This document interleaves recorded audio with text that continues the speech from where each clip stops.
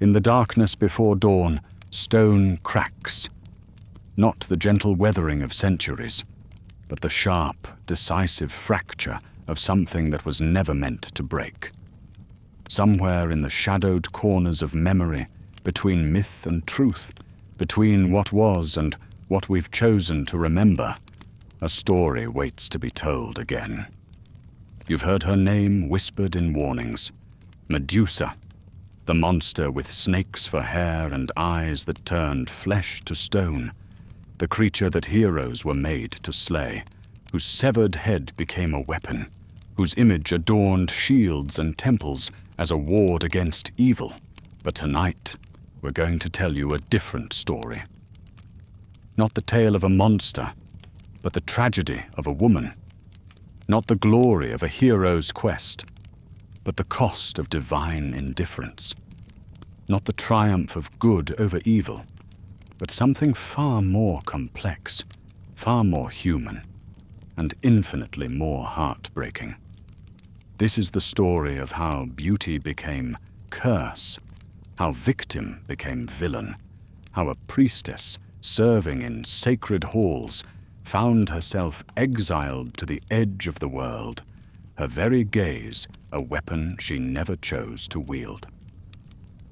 Welcome to another evening, where we gather in the quiet hours to explore the stories that linger in shadow, the truths that hide behind legend. If you're new here, you've stumbled into a place where we treat old myths like crime scenes, examining the evidence, questioning the narrative, and asking the uncomfortable questions that daylight tends to discourage. Before we begin this journey together, if you find value in these late-night excavations of forgotten truths, consider leaving a like. It helps others find their way to these stories, and it tells me that somewhere out there, someone else believes these ancient voices deserve to be heard again. Subscribe if you want to join us for more nights like this, where we light candles in dark places and refuse to let the past remain silent. Tonight, we're going to the temple. We're going to witness a violation that shook Olympus itself. We're going to watch justice become injustice, watch punishment fall upon the innocent, and see how one woman's suffering echoed through millennia to become one of the most enduring symbols in human culture. This is the tragedy of Medusa, and it begins, as all tragedies do, in a place that was supposed to be safe. The temple doors are opening. Step inside, but carefully. Some stories have teeth. Athens, in the age when gods walked among mortals and their footsteps left cracks in the marble of reality itself. Picture the Acropolis not as the weathered ruins that tourists photograph today, but as it was in its golden prime, white stone gleaming like captured sunlight, columns reaching toward heaven with the confidence of a civilization that believed it could touch the divine. The Parthenon rises before us, dedicated to Athena Parthenos, the virgin goddess of wisdom and warfare, patron of the city that bears her name. But it's not the grand temple that concerns us tonight. Our story begins in a smaller, more intimate sanctuary, one dedicated to the goddess in her aspect as protector of sacred vows and keeper of purity. Here, in chambers perfumed with frankincense and olive oil, young women served as priestesses, their lives dedicated to the divine feminine in all its terrible beauty. Among these priestesses was Medusa. Her name in the ancient tongue meant guardian or protectress. How bitter that meaning would become. But in those days, before curse and exile, before her name became synonymous with monstrosity, she was simply a young woman who had given her life to the service of the gods. The ancient sources tell us she was beautiful, not just pleasant to look upon, but possessed of a beauty that stopped conversation in temple courtyards, that made seasoned soldiers stumble over their offerings, that inspired poets to compare her to the goddess herself. This was no mere vanity of youth, but something approaching the supernatural. Some scholars suggest she may have been born of divine blood herself, though the lineage remains murky in the way of all things touched by the gods. Imagine her in those morning hours, when dawn light filtered through the temple's eastern windows, illuminating the sacred flame that never died. She would have risen before the sun, as all priestesses did, to perform the ritual cleansing that prepared her for the day's duties. The marble would have been cool beneath her bare feet, and the air would have carried the scent of burning cedar and myrrh from the eternal braziers. Her hair, that magnificent hair that would one day writhe with serpents, fell in waves like spun gold, or perhaps dark as wine, depending on which version of the story you trust. The ancient poets couldn't agree on its color, but they all agreed on its power to enchant. She would have bound it carefully with sacred ribbons, each knot a prayer, each strand a reminder of her vows. For Medusa had sworn herself to Athena in the most binding way possible. As a virgin priestess, her body and soul dedicated to divine service. This was no small commitment in a world where women's value was often measured by their ability to bear children and manage households. To choose the temple was to choose a different kind of life entirely, one where the relationship with the divine replaced all earthly connections. The daily routine of a priestess was demanding. She would have tended the sacred flame, keeping it fed with precious oils and perfumed woods. She would have prepared the ritual meals for the goddess, bowls of honey, cups of wine, baskets of fruit and grain arranged with careful precision. She would have swept the temple floors, polished the bronze vessels, and arranged the flowers that adorned Athena's altar. But her most important duty was to serve as intermediary between the goddess and the people who came seeking divine intervention. When young women arrived at the temple, desperate for protection from unwanted marriages or seeking the goddess's blessing on their studies, it was Medusa who would listen to their pleas. When warriors came to dedicate their shields before battle, it was her voice that would rise in the ancient chants, calling upon Athena's favor. She was, in every sense, the goddess's representative on earth.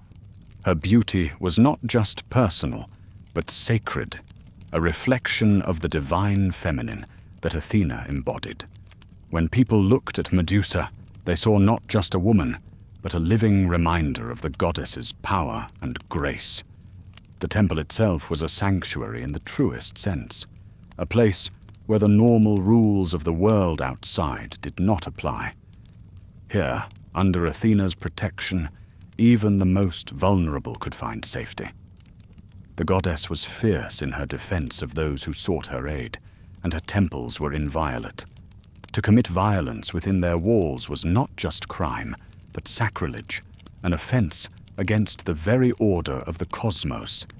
This was the world Medusa knew, one of ritual and devotion, of prayers that rose like incense, and divine presence that felt as real as the marble beneath her feet. She had found her place in the cosmic order, had made herself useful to the gods and beloved by those who sought their blessing. But even in paradise, shadows gather. The priestesses whispered among themselves about the tensions brewing on Olympus. The gods were quarreling again, and when the gods quarreled, mortals suffered. There were rumors of Poseidon's growing resentment toward his brother Zeus, of his particular anger toward Athena, who had claimed patronage of the city that might have been his. The god of the seas was known for his tempestuous nature, his quick anger, and his tendency to take what he wanted without asking permission. Medusa would have heard these whispers, would have seen the way the older priestesses grew quiet when Poseidon's name was mentioned. But she was young, and the young often believe that terrible things happen to other people, in other places, at other times. The temple was sacred. The goddess was powerful. What harm could come to her here, in this place of divine protection? She could not have known that her beauty itself would become a weapon turned against her. Could not have imagined that the very qualities that made her perfect for sacred service would make her a target for divine lust. Could not have foreseen that the temple's sanctity would prove as fragile as morning mist when faced with a god's desires. In those final days of her innocence, she performed her duties with the same careful devotion she had always shown. She tended the flame, prepared the offerings, and sang the ancient hymns that praised Athena's wisdom and strength. The goddess's owl watched from its perch in the rafters, and sometimes Medusa would catch its golden eyes and feel a moment of perfect communion with the divine. She was 23 years old, though age was measured differently then. Old enough to have mastered her duties, young enough to still believe in the absolute protection of the gods. Beautiful enough to have attracted attention from the highest circles of both mortal and divine society. Wise enough to have chosen a life of service over one of marriage and children. She had no way of knowing that her choice would soon be taken from her, that her beauty would become her curse, that her service to the goddess would end in the most terrible violation imaginable. The storm was coming, and she could not feel it yet. But in the depths of the wine-dark sea, something stirred, something vast and angry and unused to being denied. Poseidon was rising. To understand what happened in Athena's temple, we must first understand the god who would shatter its sanctity. Poseidon, earth-shaker, storm-bringer, lord of horses, and ruler of the wine-dark sea. Second only to Zeus in power among the Olympians, and first among them in fury when crossed. Picture him not as the bearded figure in marble that decorates fountains and museums, but as the Greeks truly saw him, a force of nature given divine form, beautiful and terrible in equal measure. When Poseidon walked among mortals, the earth trembled beneath his feet. When he rode his chariot across the waves, dolphins leaped in his wake, and sea spray caught the light like scattered diamonds. When he was angry, the very foundations of the world groaned in response. But beauty in the gods was never separate from danger. Poseidon's allure was like the sea itself, mesmerizing, irresistible, and ultimately fatal to those who ventured too close without proper respect.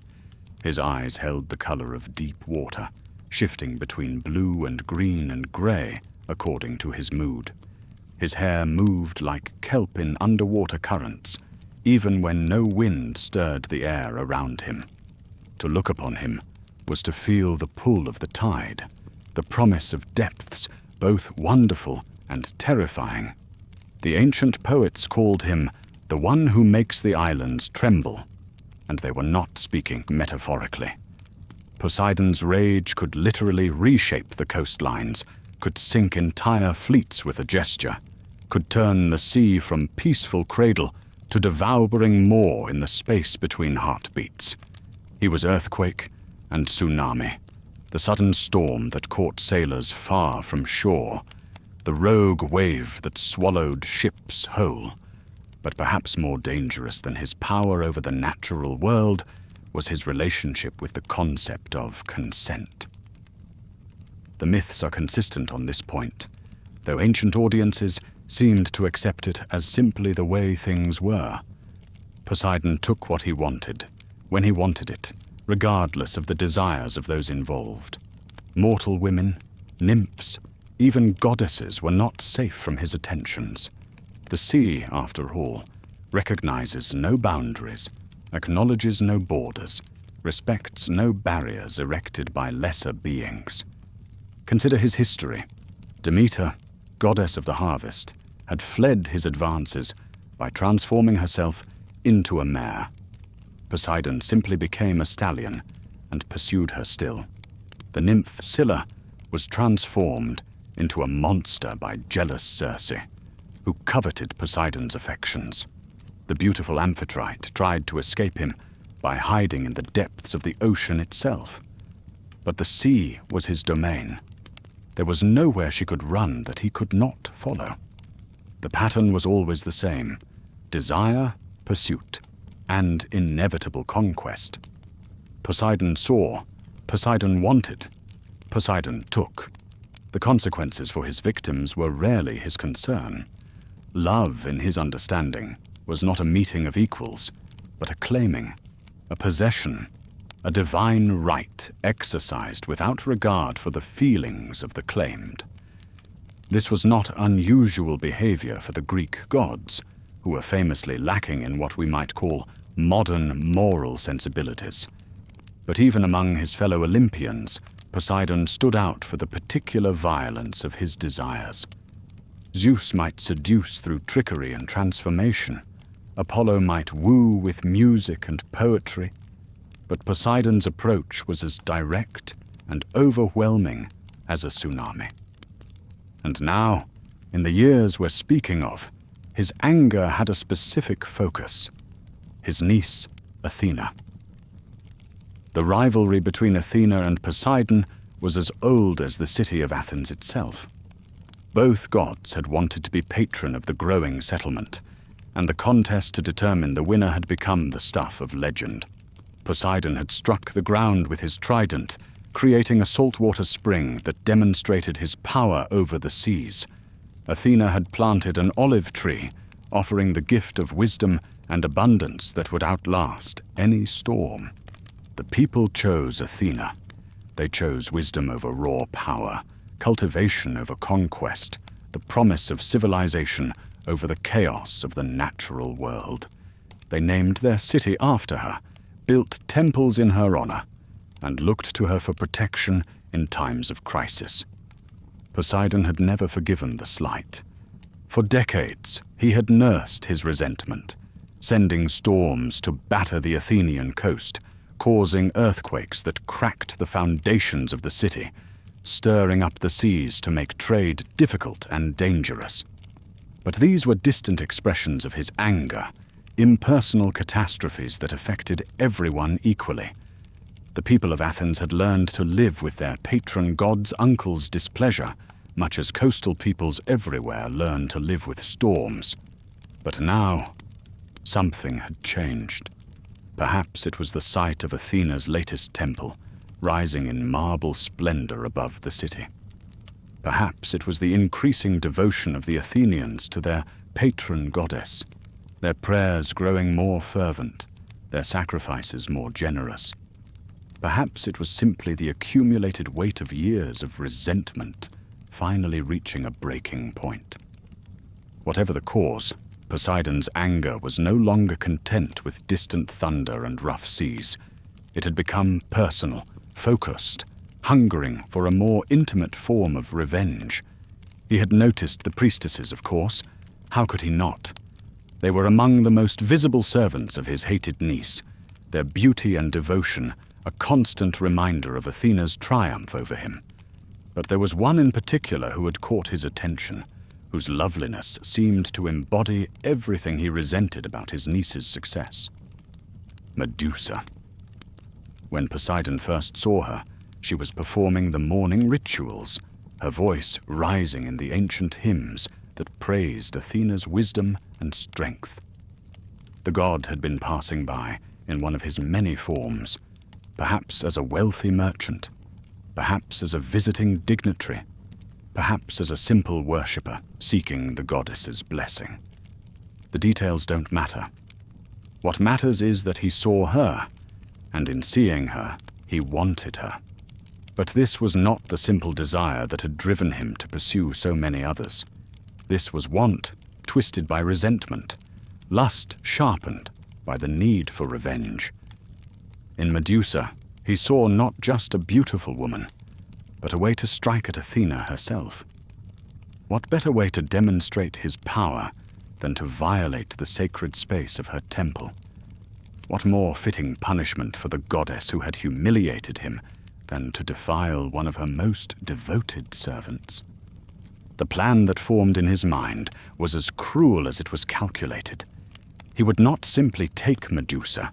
He would take her in Athena's own temple, on Athena's own altar, surrounded by the symbols of the goddess's power and protection. He would prove that all of Athena's wisdom, all of her strength, all of her divine authority was nothing compared to his raw, overwhelming force. And if the violation destroyed Medusa in the process, if it left her broken and defiled and forever changed, well, that was simply the price of his revenge. Mortal women, in his view, were expendable.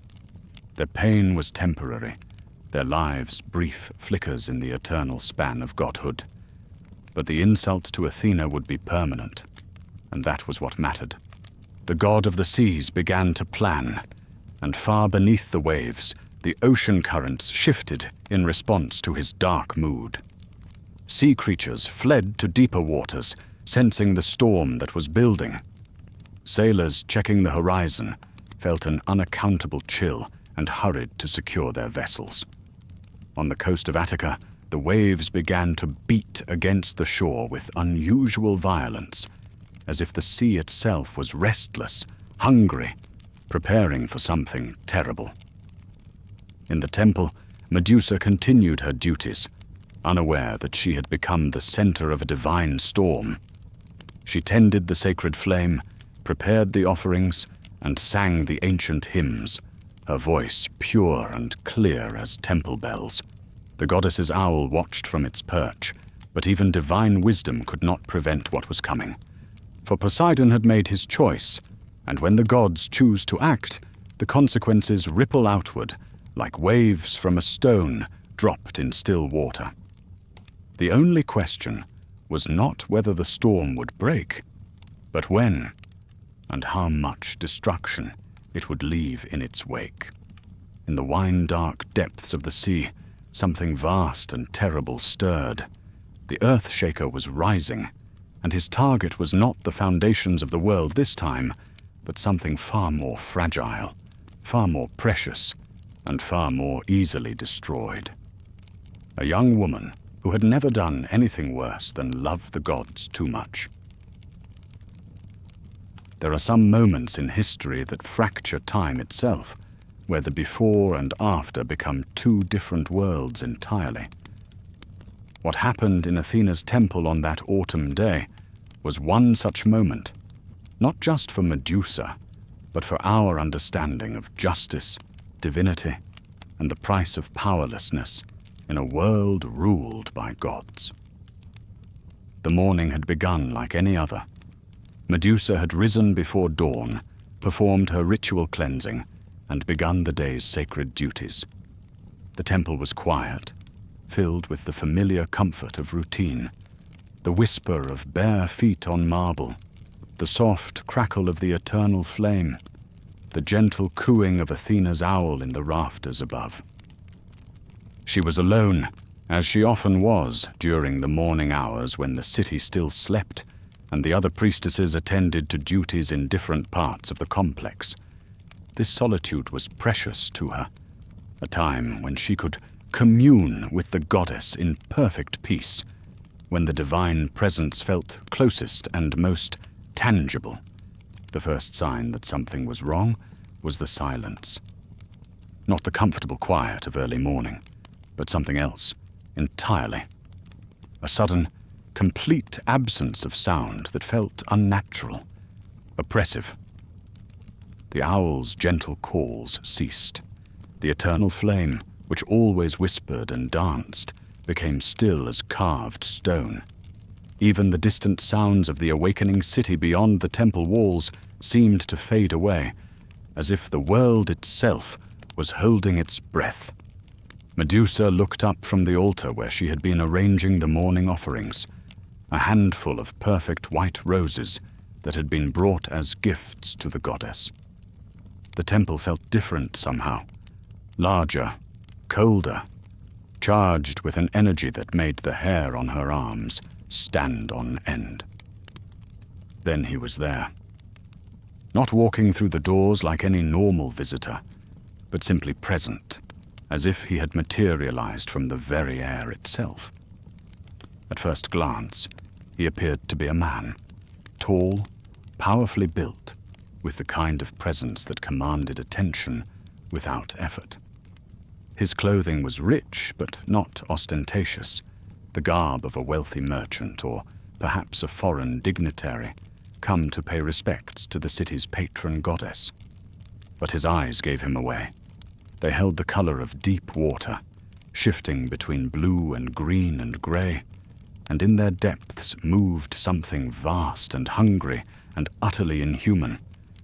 When Medusa looked into those eyes, she felt the pull of the tide, the vertigo of standing on a cliff edge with the abyss yawning below. "Lord Poseidon," she whispered, recognition dawning like a cold sunrise. Her training took over, muscle memory guiding her into the proper posture of respect due to one of the great gods. She knelt, eyes downcast, hands folded in the gesture of supplication. "How may this humble servant assist you?" The god's laughter was like the sound of waves breaking against rocks, beautiful and terrible and full of hidden violence. "Humble servant," he repeated, and there was mockery in his voice. "Is that what you call yourself, priestess? You who are so beloved of my dear niece, so perfectly suited to represent her among mortals?" Something in his tone made her look up, despite every instinct screaming at her to keep her eyes lowered. What she saw in his face made her blood turn to ice water in her veins. This was not the expression of a god come to seek blessing or make offering. This was the look of a predator who had cornered his prey. "My lord," she began, her voice steady, though her heart was racing. "If you seek the goddess's blessing, I am honored to—" "I seek nothing from Athena," Poseidon interrupted, taking a step closer. The marble beneath his feet cracked with the sound of breaking ice. "I have come for something else, entirely. Something that belongs to me by right of power, by right of desire, by right of revenge, too long delayed." Medusa's mind reeled, trying to process what she was hearing. The temple was sacred ground, inviolate. The goddess's protection extended over all who served within these walls. Surely he would not, could not. "You cannot be here," she said, rising to her feet with as much dignity as she could muster. "This is Athena's sacred space. All who enter must." "Must what?" His voice was rising now, taking on the deep rumble of distant thunder. "Must bow to her wisdom? Must accept her authority? Must pretend that her victory over me was anything more than the cruel caprice of mortals who chose poorly?" The temperature in the temple seemed to drop 10 degrees. Frost began to form on the marble columns, and the water in the ritual basins turned sluggish, beginning to freeze. This was divine wrath given form, the fury of the sea god unleashed in the heart of his rival's stronghold. "For too long I have endured the insult," Poseidon continued, circling her now like a shark sensing blood in the water. "Too long I have watched her receive the worship that should have been mine, the devotion that should have been mine, the love that should have been mine. But no more." Medusa backed toward the altar, her hand reaching instinctively for the small bronze knife used to cut the ritual herbs. It was a pathetic weapon against a god, but it was all she had. "Lord Poseidon, please. Whatever grievance you have with the goddess, I am not. You are perfect," he said, and the word was both compliment and curse. Beautiful, pure, devoted. Everything she values most. And when I take you, when I claim you here in her own temple, she will know that all her wisdom, all her strength, all her divine authority means nothing against my power. The terrible truth of his intention hit her like a physical blow. This was not about desire, not really. This was about revenge, about using her body as a weapon against the goddess she served. She was not a person to him, not even a prize to be won. She was simply a means to an end, a way to wound Athena through the violation of her sacred space and the destruction of her faithful servant. "No," she said, and her voice was stronger than she had any right to expect. "I am under the goddess's protection. I have taken sacred vows. You cannot—" But even as she spoke the words, she knew they were meaningless. The protection of the gods extended only as far as their power, and Poseidon was second only to Zeus himself. If he chose to act, who could stop him? Where could she run that he could not follow? The owl in the rafters suddenly took flight, its wings beating frantically against the temple's ceiling as if trying to escape. But there was nowhere to go. The god's presence filled the space completely, pressing against the walls like floodwater, seeking any crack or weakness. "Your goddess is not here," Poseidon said, his form beginning to shimmer and change, becoming less human and more elemental with each passing moment. "She cannot hear your prayers. She cannot save you. There is only you and me, and the lesson I am about to teach about the true nature of power." Medusa tried to run then, abandoning dignity in favor of desperate survival instinct. But the temple seemed to stretch impossibly around her, the doors receding like a mirage, no matter how fast she moved. This was divine power at work, reality bending to accommodate the god's will. When his hands caught her, they felt like the crushing weight of the deep ocean, irresistible and final. The roses she had been arranging scattered across the marble floor, their white petals like snow against the dark stone, pure and innocent, and already beginning to wither in the unnatural cold that surrounded the god. What followed was not love, not passion, not even desire in any recognizable human sense. It was violation, pure and simple, the taking of something precious and irreplaceable, the destruction of sanctity for the sake of revenge.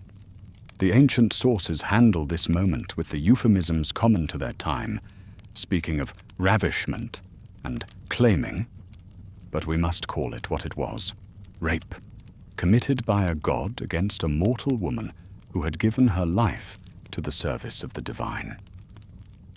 The temple itself seemed to recoil from the violation. The eternal flame flickered and nearly died. The marble altar cracked down the middle with a sound like a breaking heart. The owl's desperate cries echoed from the rafters until they became an almost human wail of anguish and betrayal. And through it all, Medusa's mind fractured, trying to retreat from a reality too terrible to accept. This could not be happening. The gods were supposed to be better than mortals, wiser, more just. The temple was supposed to be safe. Her vows were supposed to mean something. The goddess she had served with such devotion was supposed to protect those who served her. But the gods, as she was learning in the most brutal way possible, were not better than mortals. They were simply more powerful, and power without restraint becomes its own form of madness. When it was over, when Poseidon had taken what he came for and vanished as suddenly as he had appeared, Medusa lay broken on the temple floor, surrounded by the scattered roses that had been meant as offerings to Athena. The petals were brown now, withered by the god's presence, and they crumbled to dust at her touch. The silence that followed was different from the oppressive quiet that had preceded the assault. This was the silence of aftermath, of a world fundamentally changed, of innocence lost and trust shattered. The temple was still sacred, but its sanctity had been proven hollow. The goddess's protection had failed when it was needed most. Medusa pulled herself to her knees, then to her feet, moving like an old woman though she was still young. Her body ached in ways that had no names. Her spirit felt crushed beneath a weight she could not lift. But somehow, impossibly, she was still alive, still breathing, still capable of thought, even if every thought felt like swallowing broken glass. She should report what had happened, she knew. Should tell the other priestesses, the temple authorities, someone in the city government. But what would she say? That a god had violated her. That Athena's protection had failed. That the sacred space had been defiled by one of the Olympians themselves?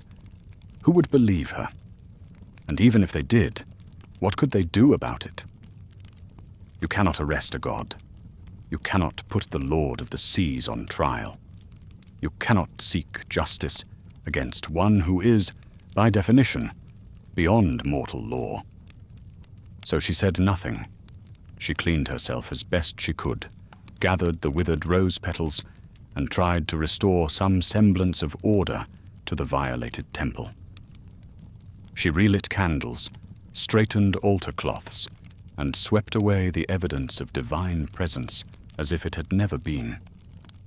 But some stains cannot be washed away, and some fractures cannot be healed. The temple looked the same, but it felt different now. Tainted, compromised, no longer the sanctuary it had once been. And Medusa herself was changed in ways that went deeper than flesh, marked by an experience that had separated her forever from the innocent priestess she had been just hours before. The worst part was the waiting. Because she knew, with the terrible certainty that comes from having touched the divine, that this was not the end of her story.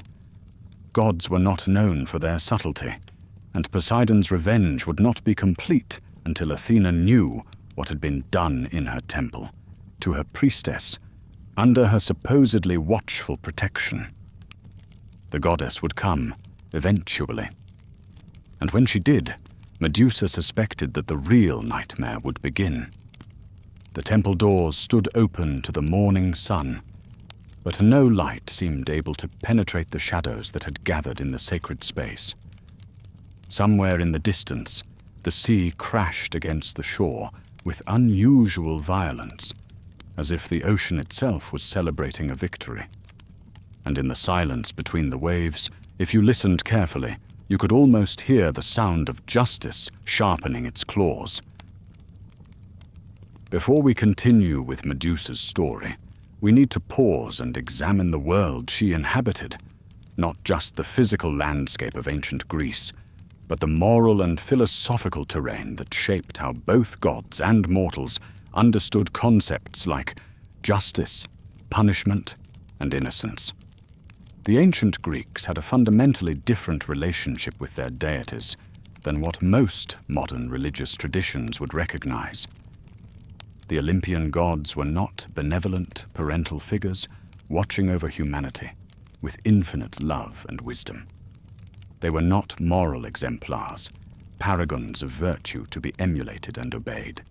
They were, in the most literal sense, forces of nature given consciousness and will, beautiful, terrible, and utterly indifferent to human notions of fairness. When Zeus hurled thunderbolts, he was not punishing the wicked and rewarding the righteous. He was simply expressing his will, his mood, his momentary desires. When Poseidon sent earthquakes, it was not because the people had somehow deserved them, but because the earth shaker was angry about something else entirely, and mortals happened to be in the way. The gods operated according to their own logic, their own needs, their own cosmic drama, and humanity was caught in the crossfire.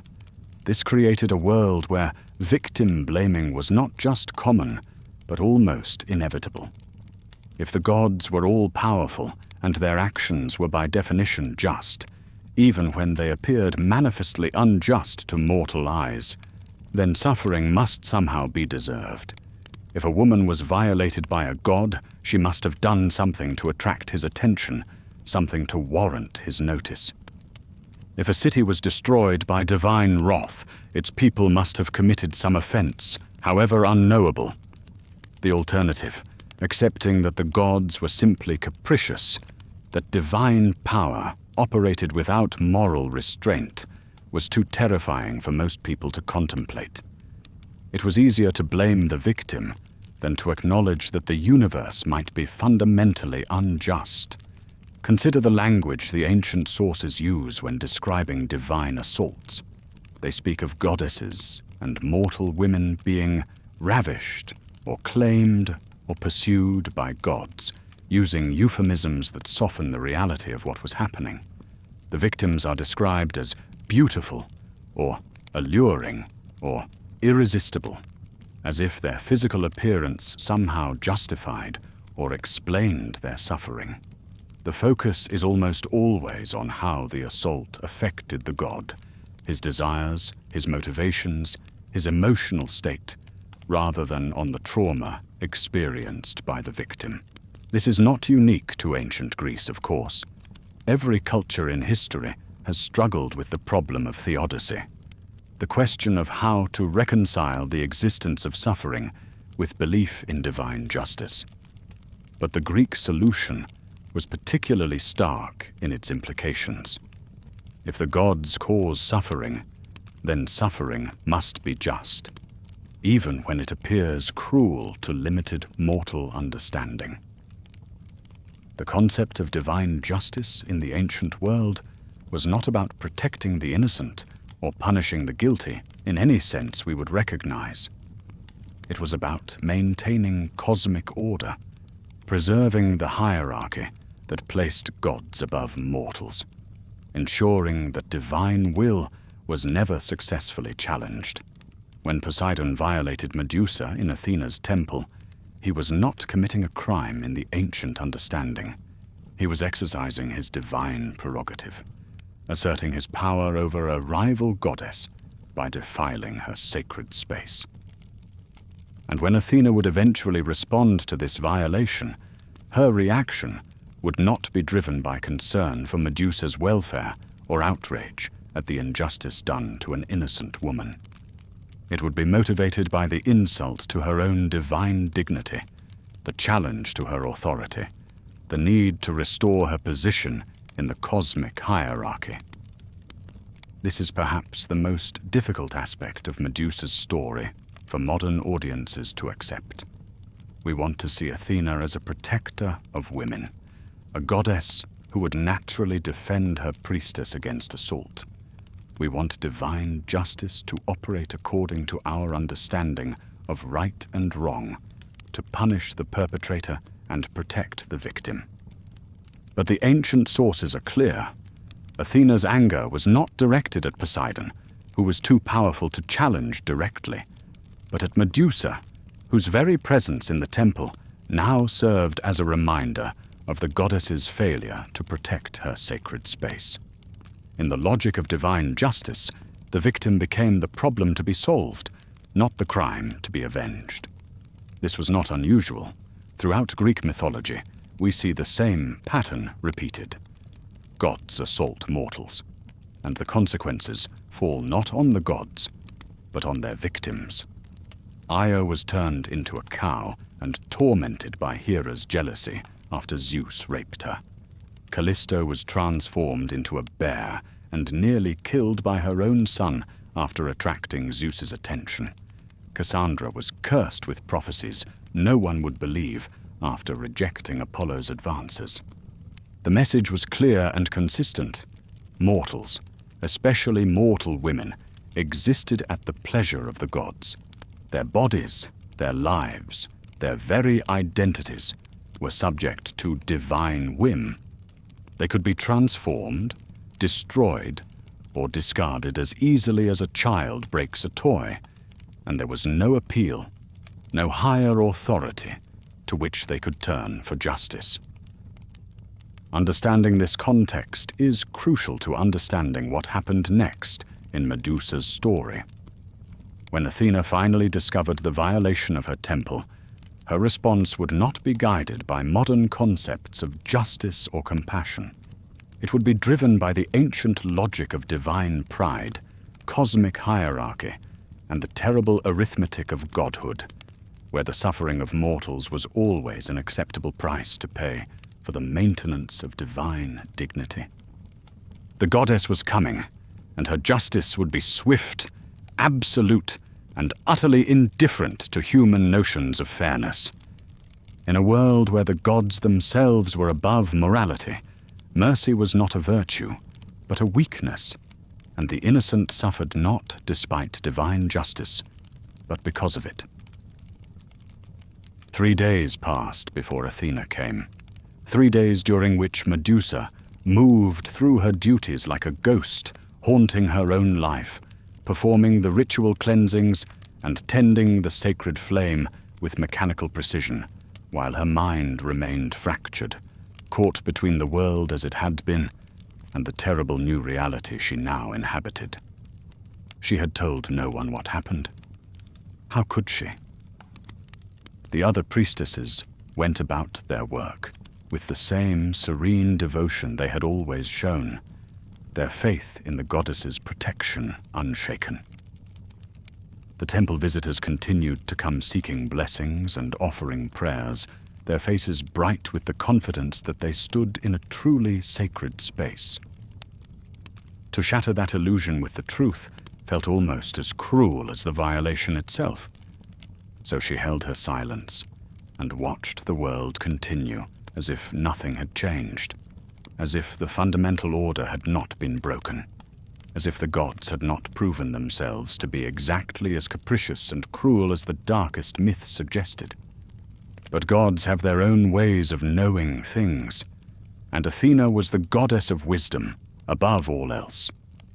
The violation of her temple, the desecration of her sacred space, the assault upon one of her most devoted servants, these were not injuries that could be hidden from divine sight for long. When she came, it was not with the subtle manifestation that mortals usually experienced. There was no gradual awareness of divine presence, no slowly building sense of awe and reverence. Instead, the goddess materialized in the temple with the sudden violence of a lightning strike, her fury so intense that the very air seemed to catch fire around her. Medusa was alone again, kneeling before the altar in the pre-dawn darkness, trying to pray, though the words felt like ash in her mouth. The first sign of Athena's presence was the temperature.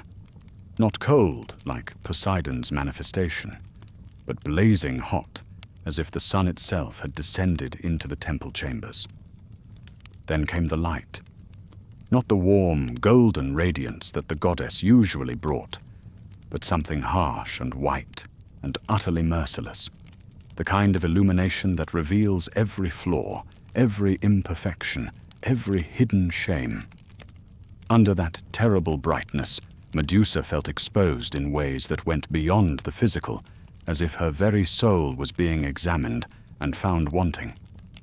"Rise," commanded a voice that had once brought comfort and now carried only judgment.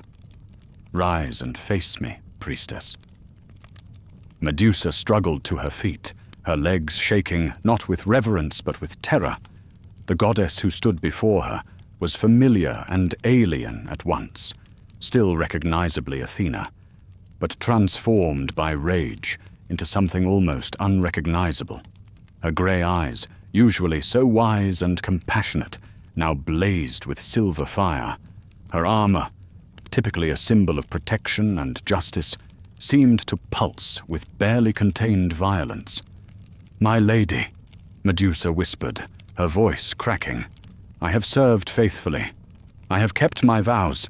I have—" "You have defiled my temple," Athena interrupted, her words falling like hammer blows. "You have brought shame upon my sacred space. You have allowed my sanctuary to become a place of violation and corruption." The accusation hit Medusa like a physical blow. Of all the responses she had feared, she had not expected this, to be blamed for what had been done to her, to be held responsible for Poseidon's crime. "Goddess, please," she gasped, falling to her knees again. I was not willing. I fought against him. I called upon your protection, but you were not strong enough, Athena said, circling her kneeling priestess like a predator studying wounded prey. You allowed yourself to be taken. You permitted my uncle to use you as an instrument of insult against me. Your weakness has brought dishonor upon everything I represent. The words were like poison, seeping into wounds that had barely begun to heal. Medusa felt her remaining faith crumble, the last foundations of her worldview collapsing into dust. The goddess she had served, the divine protector she had trusted with her life and soul, was blaming her for her own violation. I trusted you, she whispered, and there was more pain in those 4 words than in all her physical suffering. I gave you everything, my body, my life, my devotion. I kept myself pure for your service. And when I needed you most, you needed to be stronger, Athena snapped. You needed to resist more effectively. You needed to preserve the sanctity of my temple, regardless of the cost to yourself. That was your duty, your sacred obligation, and you failed. The logic was monstrous, but it was also perfectly consistent with the divine mindset. In Athena's understanding, Medusa's suffering was irrelevant compared to the insult done to divine dignity. The rape was not a crime committed against an innocent woman, but a failure to maintain proper temple security. The victim was not deserving of compassion, but responsible for allowing the violation to occur. But he is a god, Medusa said, her voice barely audible. How could I have... There are always choices, Athena replied coldly. You could have chosen death before dishonor. You could have sacrificed yourself to preserve the temple's sanctity. Instead, you chose to live. And in living, you chose to carry the stain of what was done here. The cruelty of it was breathtaking. Medusa was being punished not just for surviving her assault, but for the very human instinct to cling to life, even in the face of overwhelming horror. In the goddess's moral calculus, death would have been preferable to the compromise of divine dignity. What would you have me do? Medusa asked, though she was beginning to suspect she already knew the answer. How can I make amends for something that was not my choice? Athena's smile was sharp as a blade and twice as cold. You cannot remain as you are. Your very presence here is a reminder of failure, of weakness, of the violation of sacred space. Every time someone looks at you, they will think not of divine protection, but of divine failure. You have become a living symbol of everything I am not. The transformation began even as the goddess spoke, starting with a burning sensation in Medusa's scalp that quickly spread throughout her body. She tried to reach up, to touch her hair, but her hands were changing too, fingers lengthening and hardening, nails becoming claws. I curse you, Athena intoned, her voice taking on the ritual cadence of divine pronouncement. I curse you to become the monster that others already see when they look at you. I curse you to wear your shame as armor, your violation as weapon, your suffering as crown. Medusa's beautiful hair, the golden waves that had once been her glory, writhed and twisted, each strand transforming into something alive and venomous. She could feel them moving against her neck and shoulders, could hear their soft hissing like the whisper of wind through dead leaves. Your eyes, which could not look away from sin, shall become instruments of judgment, the goddess continued. Your gaze, which witnessed the desecration of my temple, shall turn flesh to stone. You will never again know the touch of another living being. Never again experience the warmth of human connection. The physical transformation was agonizing, but the emotional cruelty was worse.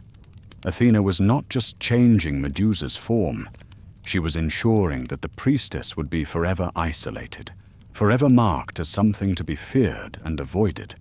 The curse was designed not just to punish, but to create a living symbol of divine justice, a warning to others about the consequences of failing the gods. But goddess, Medusa gasped through the pain of transformation. What of justice? What of punishment for the one who actually committed the crime? Athena's laughter was like breaking glass. Poseidon is my uncle, my equal in divine hierarchy. I cannot challenge him directly without risking war among the gods themselves. But you are expendable. Your punishment serves the greater good by demonstrating that violations of divine dignity, however they occur, will not go unanswered. The final element of the curse was perhaps the cruelest of all.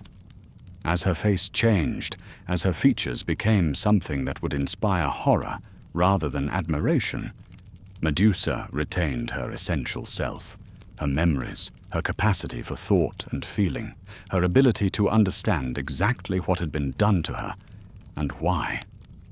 She would not become a mindless monster, incapable of suffering. She would remain fully conscious, fully aware, trapped in a form that guaranteed eternal isolation and branded with a curse that proclaimed her guilt for crimes she had never committed. "Go!" Athena commanded, her form already beginning to fade as her divine wrath spent itself. "Leave this place that you have defiled. Go to the edges of the world, where your monstrosity will not offend civilized eyes. Live with what you have become, and remember always that you brought this fate upon yourself." And with that, the goddess was gone, leaving Medusa alone in the violated temple with only the scattered rose petals and the bitter taste of divine justice. She looked down at her reflection in the brass basin used for ritual cleansings and saw a stranger staring back, a creature with serpents for hair and eyes that glowed with unnatural light. When she gasped in horror, the reflection turned to stone, the metal basin cracking down the middle from the power of her transformed gaze. The curse was complete. The victim had become the villain, the priestess had become the monster, and justice, divine, perfect, utterly indifferent to human suffering, had been served. Medusa gathered what few possessions she could carry and walked out of the temple for the last time, leaving behind not just her home, but her humanity itself. Behind her, the eternal flame flickered and died, as if even the sacred fire could not bear to illuminate the injustice that had been done in its light. The transformation was complete, but the story was far from over. Somewhere in the distance, the sea crashed against the shore with satisfied violence, and the gods on Olympus continued their eternal games, indifferent to the mortal lives they destroyed in pursuit of their cosmic dramas. Medusa walked into exile, carrying her curse like a crown of thorns, and the world prepared to learn what happened when divine justice collided with human suffering. The monster had been born, but the tragedy was only beginning.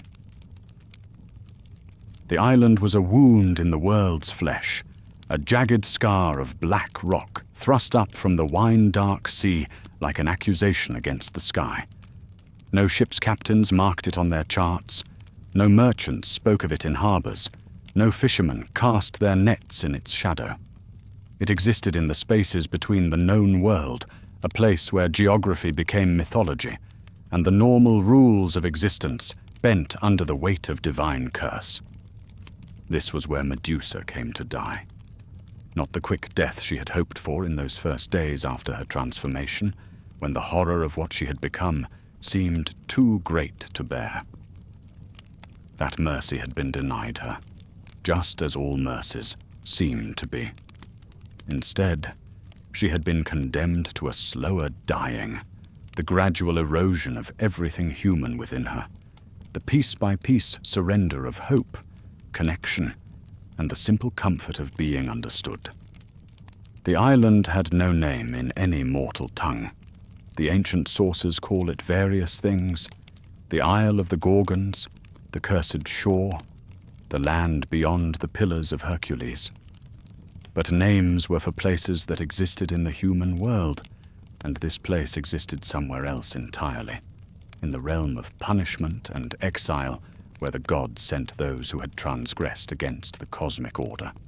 When Medusa first arrived, driven by divine compulsion and her own desperate need to escape the horror in human eyes, she had not been alone. Her sisters, Steno and Euryale, had been waiting for her, not by chance, but by design. They too had been touched by the god's curse, though their transformations were different, less complete. Where Medusa had been made fully monstrous, they retained more of their original forms, as if the gods had needed them to serve as witnesses to their sister's greater punishment.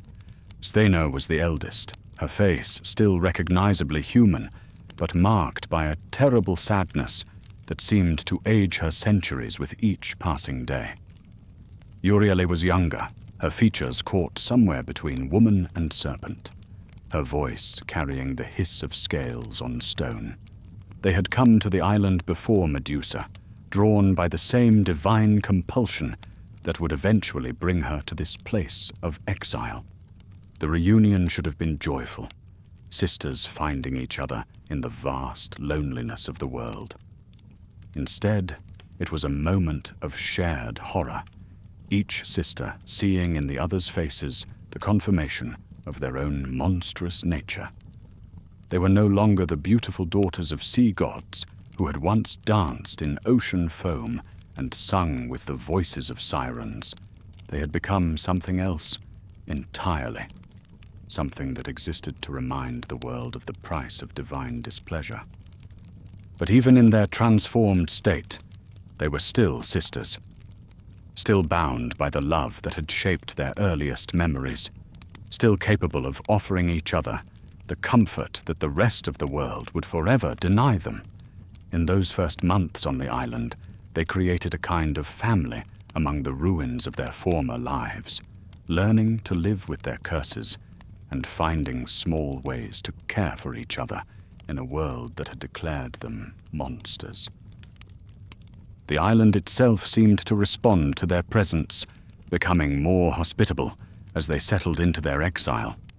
Freshwater springs bubbled up from the black rock, and fruit trees grew in impossible abundance despite the harsh soil.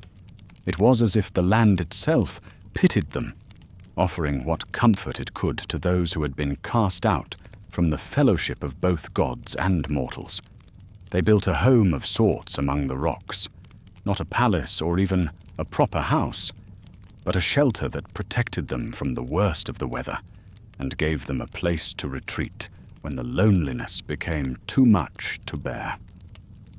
The architecture was strange, alien, designed for beings who were no longer quite human, but not yet fully monster. Doorways were built wide to accommodate wings that might spread suddenly. Rooms were carved deep into the rock to muffle sounds that might carry too far on the wind. For Medusa, these early years were a time of learning to control her deadly gaze, learning to move in a body that no longer obeyed familiar patterns, learning to accept that the woman she had been was gone forever. The serpents that had replaced her hair were not just decoration, but living creatures with their own needs and temperaments. She had to learn to feed them, to keep them healthy, to work with them rather than against them. The deadliest aspect of her curse, the power to turn living beings to stone with her gaze, required the most careful management. In the beginning, she killed accidentally and often. Birds that landed too close to her perch on the rocks, fish that swam too near the shore where she stood. small animals that emerged from hiding before she could look away. Each death was a reminder of what she had become, each stone statue a monument to her isolation. But gradually, she learned control. She discovered that she could look at her reflection in still water without triggering the curse, that she could gaze at the stars without turning them to stone, that certain angles and distances were safe. She learned to move through the world with her eyes downcast, to use her other senses more acutely, to navigate by sound and scent and the feeling of wind on her face. Her sisters helped where they could, but their own transformations had left them with different challenges. Steno had been cursed with immortality, not the blessed eternal life of the gods, but a grinding, endless existence that would allow her to watch everyone she had ever loved die while she remained unchanged. Uriel had been given the gift of prophecy, but it came with the curse that all her visions would be of sorrow, that she would see every tragedy before it happened and be powerless to prevent it. Together, they created a routine that gave shape to their exile. They would rise before dawn and greet the sun from the highest point of the island, a ritual that connected them to the world they had lost. They would tend the small garden they had coaxed from the rocky soil, growing herbs and vegetables that reminded them of their former lives. They would swim in the crystal-clear pools that dotted the island's interior, their transformed bodies moving through the water with an alien grace. And they would tell stories. This became their most important ritual, the thing that kept them connected to their humanity, even as their bodies betrayed that connection. They would gather in the evening, when the sun had set and the stars emerged like scattered diamonds, and they would remember. They would tell stories of their childhood, of the world they had known before the gods had noticed them, of the simple pleasures and small joys that had once filled their days. Medusa would speak of the temple, of the peaceful hours spent in service to Athena, of the satisfaction that had come from feeling useful to something greater than herself. But she could never tell the whole story, could never speak of the violation that had led to her transformation. That wound was too deep, too private, too wrapped up in shame and confusion for her to share even with her sisters. Instead, she would tell stories of the pilgrims who had come to the temple, of their hopes and fears and the small miracles that had sometimes answered their prayers. She would describe the smell of incense and the sound of morning prayers, the weight of ritual vessels in her hands, and the feeling of divine presence that had once seemed so real, so protective. Her sisters would listen, adding their own memories of the world above the waves. Steno would speak of the ships she had seen passing in the distance, of the mortals who had lived and loved and died in the space of a single breath compared to her eternal existence. Uriel would share her visions of the future, careful to focus on the few bright moments she could foresee rather than the endless parade of tragedies. But as the years passed, the stories began to change. Memory became less reliable, colored by the isolation and the gradual erosion of human perspective. Details became confused, events blended together, and sometimes they would tell the same story in completely different ways, as if their past lives had been lived by different people entirely. The island began to change too, responding to their presence in ways that were both beautiful and disturbing. The black rocks took on the qualities of their emotions, becoming smoother during peaceful times and more jagged when they were agitated. The water in the pools would turn different colors depending on their moods, deep blue when they were melancholy, silver when they were remembering happier times, red when anger surfaced despite their attempts to suppress it. And gradually, inevitably, the outside world began to intrude. The first sign was the ships that began to appear on the horizon, distant specks that would quickly change course when their captains caught sight of the island. Word was spreading through the mortal realm that something dangerous lived in the waters beyond the known world, something that wise sailors avoided. Then came the statues. They began to appear on the shoreline. At first, just one or two, then dozens, then hundreds. Stone figures of men and women, frozen in expressions of terror and wonder, their eyes fixed on something that had been the last thing they would ever see. These were the brave or foolish mortals who had attempted to reach the island, to see for themselves the monsters that lived in exile. Medusa would walk among them sometimes, when the loneliness became too much to bear. She would study their faces, trying to read the stories written in stone. Here was a young man who had come seeking glory, his hand still gripping the hilt of a sword he had never had the chance to draw. There was an old woman who had perhaps been driven by desperation, her weathered face showing not fear, but a kind of weary acceptance. Each statue was a life ended, a story cut short, a future that would never unfold, and each one was her responsibility, her burden to carry. She had not asked for the power to kill with a glance, but it was hers now, and every death it caused was another weight added to her already crushing load of guilt and sorrow. The worst part was the children. Young adventurers who had heard the stories and thought themselves brave enough to face the monster. Boys who had dreams of heroism and girls who had been told they were too weak to attempt such feats. They would come to the island seeking to prove themselves, and they would find only death, their stone forms joining the growing crowd of the dead. Medusa tried to warn them away, tried to make herself as terrifying as possible so that they would flee before coming too close. But her reputation had taken on a life of its own, and there were always those who thought they could be the exception, the one who would succeed where others had failed.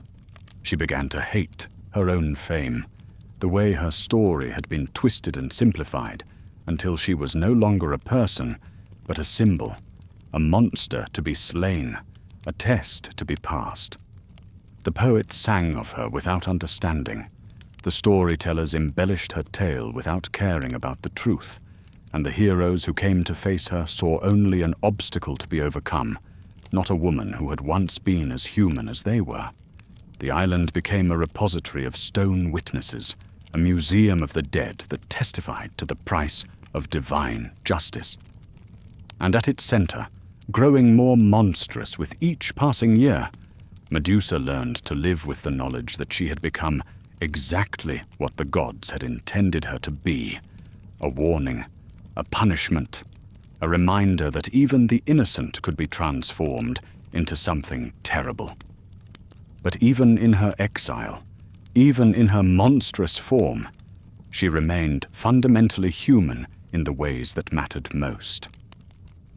She still felt love for her sisters, still grieved for the life she had lost, still hoped against hope that someday she might find a way to break the curse that bound her.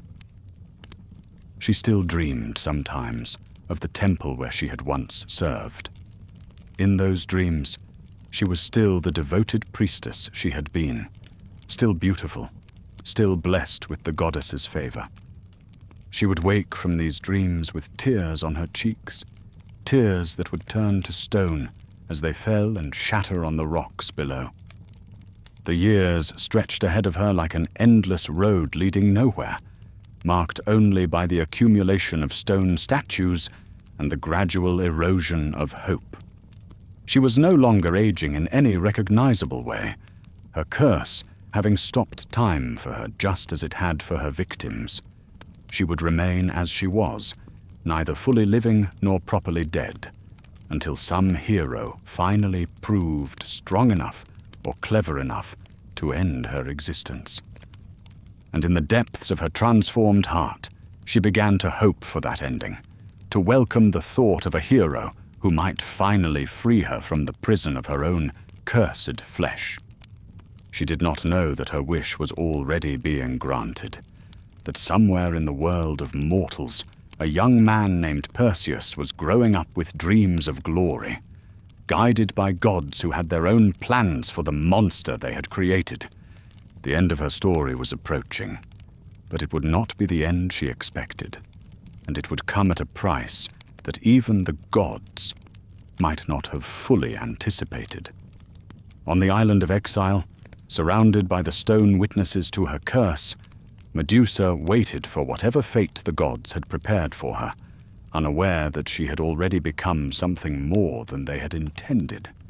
Not just a monster, but a symbol of resistance, a reminder that even the most terrible transformations could not entirely destroy the human spirit.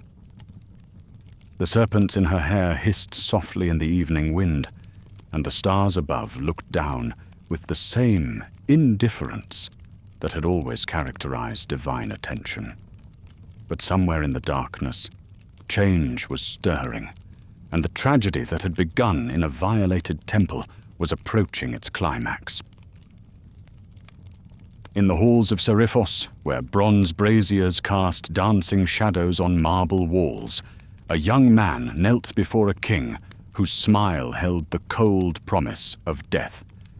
Perseus, son of Zeus and the mortal Danae, found himself caught in a web of royal ambition and divine machination that would ultimately lead him to the edge of the world and to the lair of the last Gorgon. The task set before him was impossible by design.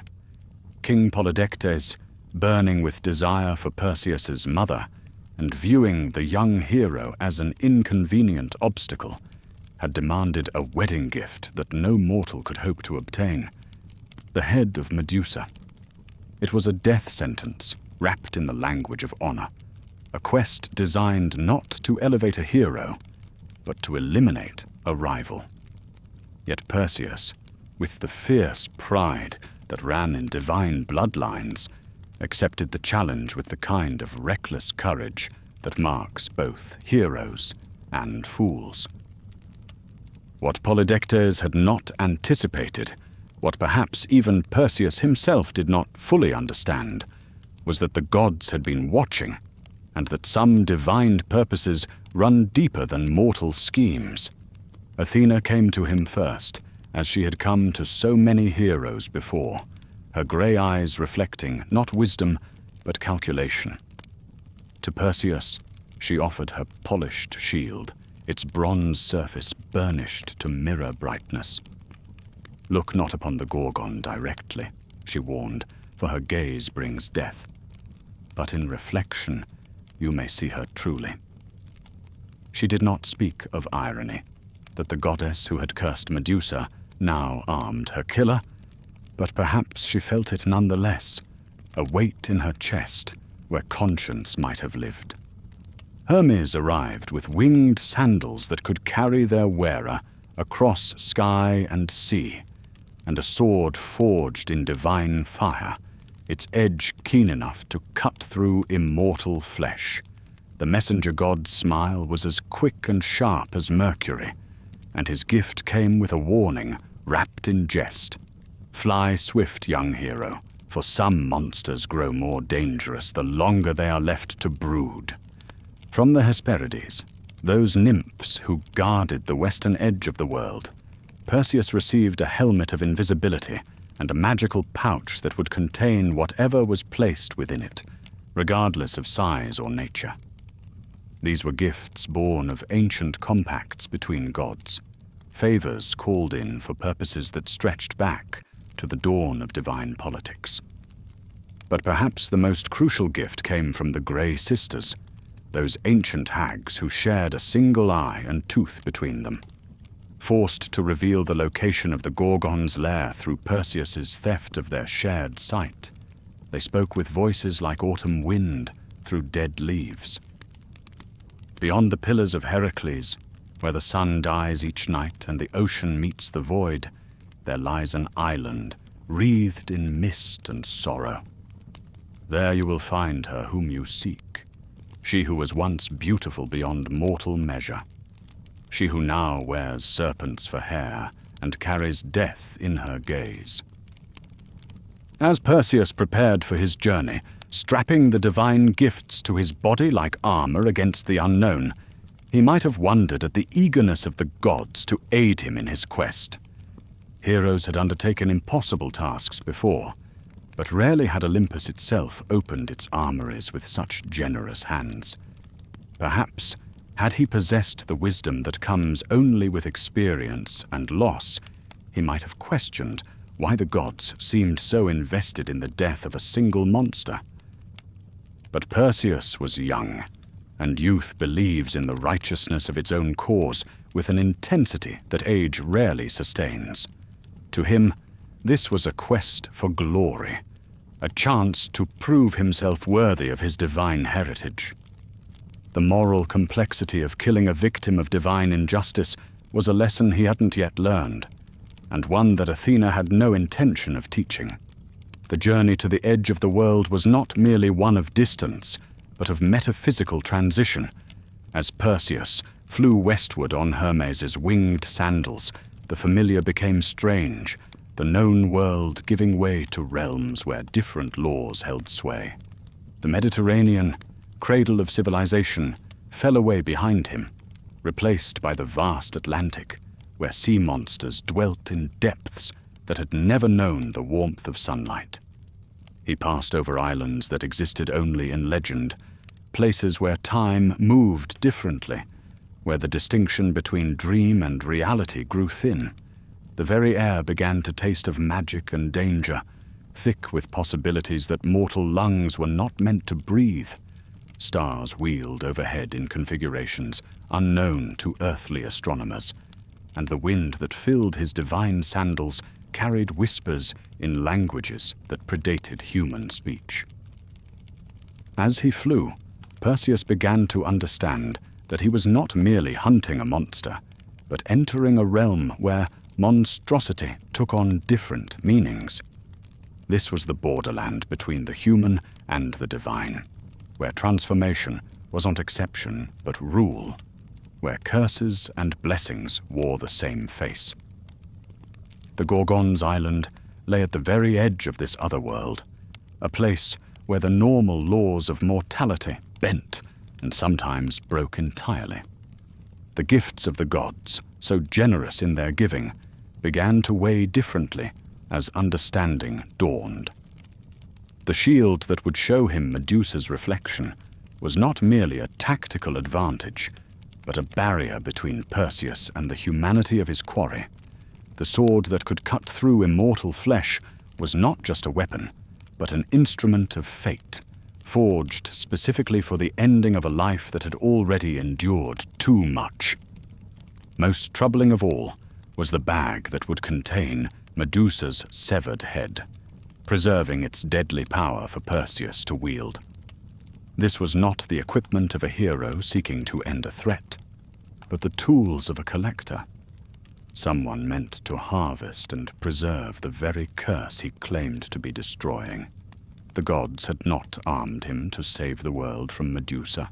They had equipped him to ensure that her power would continue to serve their purposes even after her death. These realizations came to Perseus gradually, like shadows lengthening at sunset, as he flew through increasingly strange skies toward his appointment with destiny.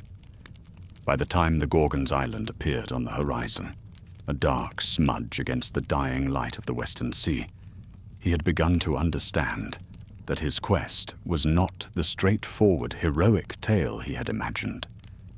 The island itself seemed to pulse with an almost organic rhythm, as if it were less a piece of land than a sleeping creature. Mist clung to its shores like breath, and the very rocks seemed to shimmer with an inner light that had nothing to do with the setting sun. As Perseus circled overhead, invisible in his divine helmet, he could see the truth of what the Grey Sisters had told him. There, in a grove of trees that had long since turned to stone, among gardens where flowers had become crystal memorials to their own beauty, moved three figures that had once been sisters. Two of them, the immortal Gorgons Stheno and Euryale, retained enough of their original forms to suggest the goddesses they had been.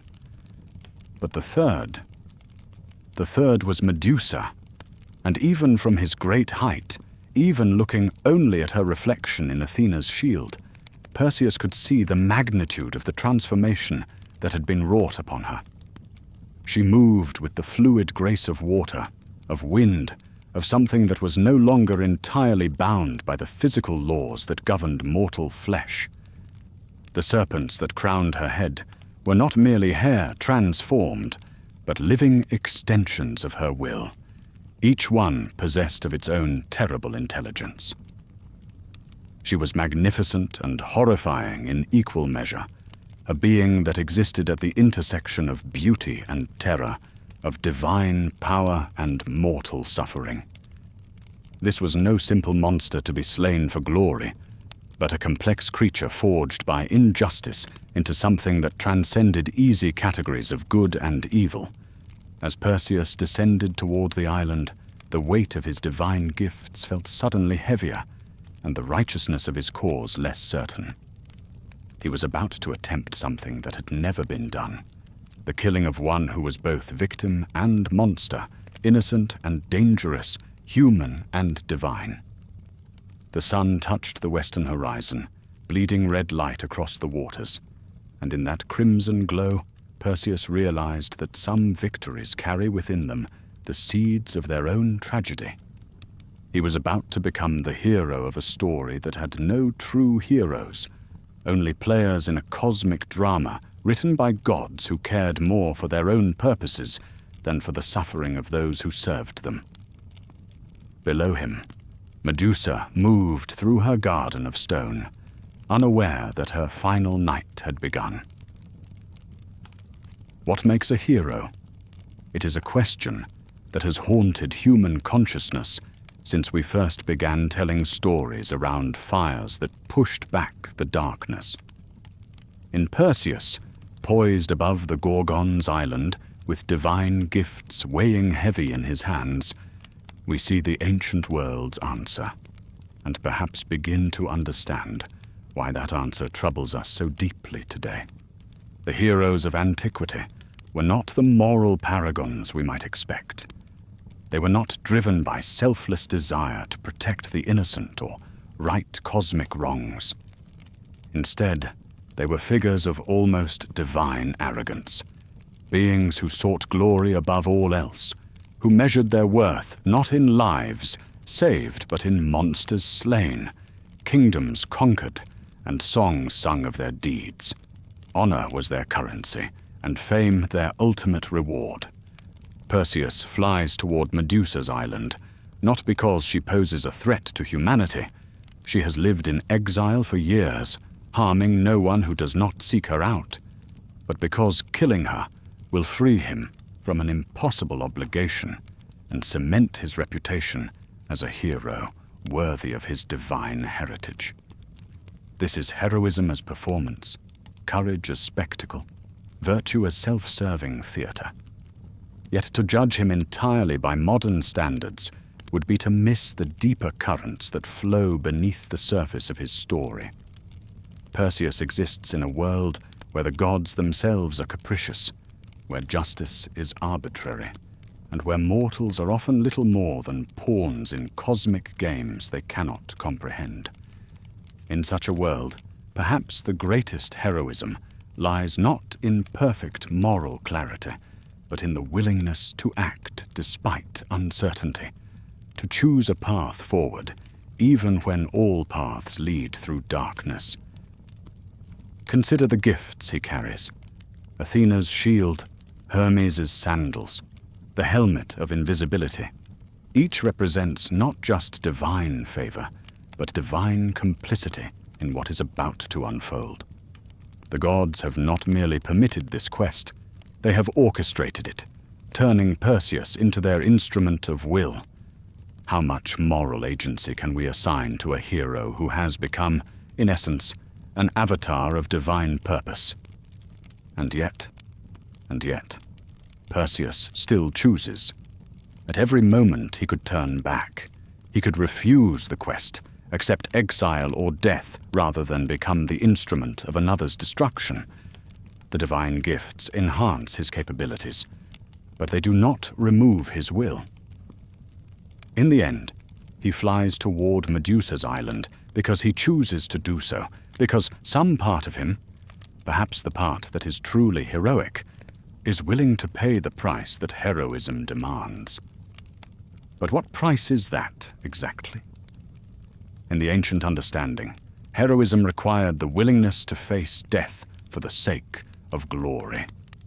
Heroes were those who chose a short life filled with renown over a long life lived in obscurity. This bargain seems almost childish to modern sensibilities, a kind of cosmic vanity that values reputation over genuine achievement. Yet perhaps we judge too quickly. In a world where individual lives were often brief and brutal, where most people died without leaving any trace of their existence, the hero's bargain offered a form of immortality, not of the body, but of memory. To be remembered in song and story was to achieve a kind of eternal life, to become part of the collective consciousness that would outlast empires and civilizations. Perseus, descending toward the island where Medusa waits, carries with him the weight of this ancient understanding. He is about to become part of a story that will be told for millennia, his name linked forever with that of his victim. But stories, once released into the world, take on lives of their own. They evolve, shift, reveal new meanings to each generation that encounters them. The Perseus who flies toward Medusa's lair believes himself to be the hero of a straightforward tale of courage and achievement. He cannot know that future generations will see him differently, sometimes as a champion of civilization, sometimes as an agent of divine tyranny, sometimes as a young man trapped by circumstances beyond his control in a web of moral complexity that offers no clean resolution. Modern heroism asks different questions. We want our heroes to be driven by compassion, to sacrifice for others rather than for their own glory. We want them to protect the vulnerable, to stand against injustice, to choose the difficult path of moral clarity over the easy road of expedience. By these standards, Perseus falls short. He is about to kill a victim to serve the purposes of her oppressors. But perhaps the most heroic thing about Perseus is not his willingness to face death, but his willingness to live with the consequences of his choices. The hero's journey does not end with the completion of the quest. It continues in the long years afterward, when the songs have been sung and the celebrations have ended, when the hero must face the mirror and acknowledge what he has become. In the space between the ancient and modern understanding of heroism, Perseus hovers above Medusa's island, carrying weapons forged by gods and doubts forged by his own growing awareness. He is about to commit an act that will be simultaneously heroic and tragic, necessary and unjust, glorious and terrible. The wind beneath his divine sandals carries the salt scent of the sea and the deeper, more mysterious fragrance of approaching destiny. Below him, unaware of his presence, Medusa moves through her garden of stone, and the distance between them shrinks with each passing moment. Heroes and monsters, it seems, are often separated by nothing more than the direction from which the story is told. The island breathed beneath him like a sleeping giant, its mist-shrouded shores pulsing with an otherworldly rhythm that seemed to match the beating of Perseus's own heart.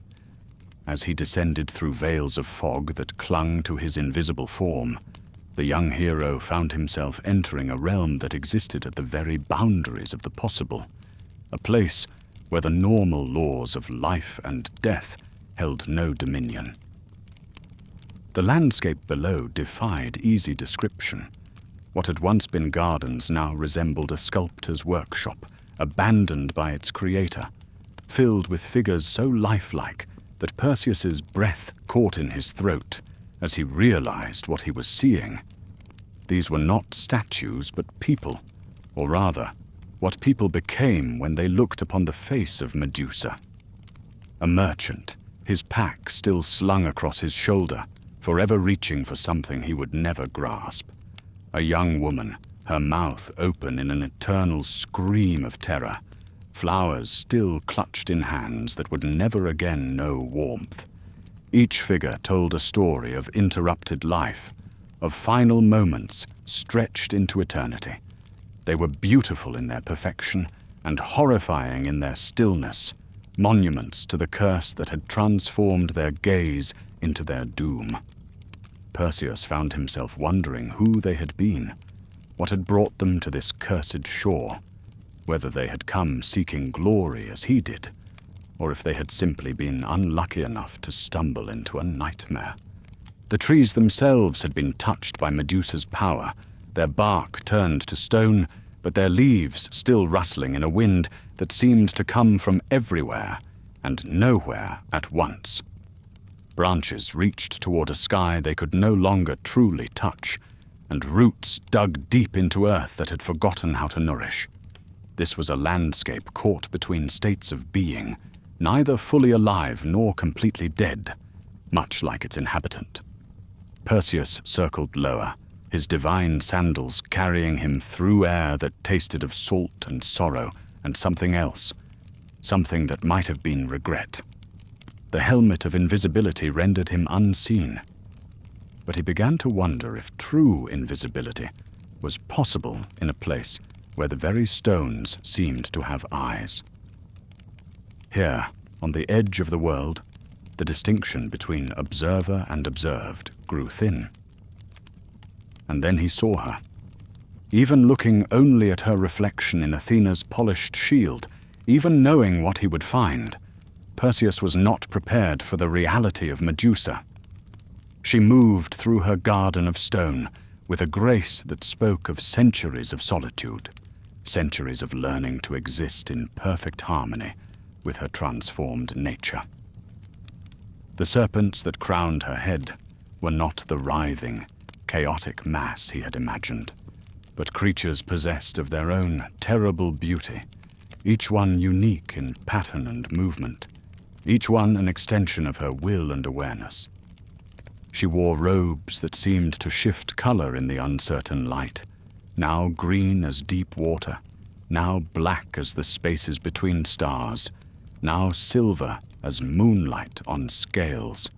Her movements were fluid, hypnotic, carrying her between the stone figures with a tenderness that suggested she knew each one, remembered each face, mourned each life that had ended in her presence. This was not the monster of legend, the beast that threatened civilization and devoured heroes. This was something far more complex and far more tragic, a being of immense power and equally immense isolation, beautiful and terrible in measures that defied easy categorization. She was Athena's victim and her own creation, destroyer and mourner, the curse and the cursed, bound together in one impossible form. Perseus watched her through the shield's reflection as she tended to her stone garden, arranging the petrified figures with careful attention, as if their placement mattered, as if their comfort in death was a responsibility she had chosen to bear. There was ritual in her movements, ceremony in her care. She spoke to them sometimes, words too soft for Perseus to hear, but the tone carried across the strange air, apology, companionship, the sound of someone who had learned to find communion with silence. The realization struck him like a physical blow. She was not a monster dwelling in a lair, but a gardener tending to her unwilling harvest, a keeper of the dead who had never chosen her role, but had accepted it with a dignity that made Perseus's throat tighten with unexpected emotion. Each stone figure was not a trophy, but a burden, not a victim, but a responsibility she carried with the weight of centuries. As the hours passed, for time moved strangely on the island, sometimes racing, sometimes crawling, always somehow circular, Perseus found himself studying not just his target, but himself. The divine gifts he carried seemed heavier now, their purpose more ambiguous. The sword that would end Medusa's life felt like ice against his back. The bag that would carry away her severed head pulsed with its own darkness. The very mission that had seemed so clear in the halls of Seriphos now appeared clouded with moral complexity. But duty called, and destiny would not be denied. Perseus had come too far, accepted too much divine aid, made too many promises to turn back now. The hero's path, once chosen, allows for few detours and fewer returns. He began his descent toward the heart of the island, where Medusa kept her vigil among the stones. The approach required all the stealth that divine gifts could provide. Even invisible, Perseus moved with exaggerated care, for the serpents that served as Medusa's hair possessed senses beyond mortal understanding. They could taste fear on the wind, sense the disturbance that life brought to their realm of stone and stillness. More than once, Perseus froze as several of the creatures turned in his direction, their eyes like tiny stars burning in the perpetual twilight of the island. Medusa herself seemed to sense something as well. She paused in her gardening, her head tilted, as if listening to music only she could hear. When she spoke, her voice carried the weight of centuries and the sadness of someone who had long ago stopped hoping for true companionship. "I know you are there," she said, her words rippling through the heavy air like stones dropped in still water. "I can feel your heartbeat, young hero. It sounds like thunder in this place where hearts have not beaten for so long." Perseus's blood turned to ice in his veins. The helmet of invisibility concealed him from sight, but it could not hide the essential life that pulsed within him, the warmth that marked him as foreign to this realm of beautiful death. "You have come for my head," Medusa continued, still not turning to face him, still tending to her stone charges with infinite gentleness. "The gods have sent another to claim their prize. How many heroes have I seen reflected in polished shields? How many young men, burning with divine purpose and mortal ambition, have crept through my garden with weapons blessed by Olympus?" Her words carried no anger, no threat, only a weariness so profound that Perseus felt it settle into his own bones. This was the voice of someone who had played this scene before, who understood the inevitability of what was to come with the clarity that only the truly cursed can possess. "I wonder," she said, moving to adjust the position of a stone child whose face was turned toward the sky in eternal wonder. "Do you know my story, hero? Do you understand what brought me to this place? What transformed me from Athena's priestess into Athena's victim? Or do you see only the monster that must be slain, the obstacle between you and glory?" Perseus found his voice, though it came out smaller than he had intended. "I know your story." "Do you?" Medusa's laugh was like wind chimes made of broken glass. "Then you know that we are both prisoners here, you of divine will, I of divine wrath. We are players in a story neither of us wrote, servants to purposes we did not choose." She turned then, slowly, giving Perseus time to raise Athena's shield to see her face only in reflection. Even diminished by the bronze surface, even filtered through divine craftsmanship, the sight of her nearly stopped his heart. She was beautiful still, not despite her curse, but because of how she had transformed it. The serpents that crowned her head moved with hypnotic grace, and her eyes held the weight of every life that had ended in her presence, every soul that had turned to stone beneath her gaze. They were eyes that had learned to see too much, to understand too deeply, to carry burdens that would have broken lesser beings. They were the eyes of someone who had been forced to become death itself, but had somehow retained her humanity in the process. "You are younger than most," she observed, her voice carrying a note that might have been maternal affection in a different world. "Barely more than a boy, really. What promises were you made, I wonder?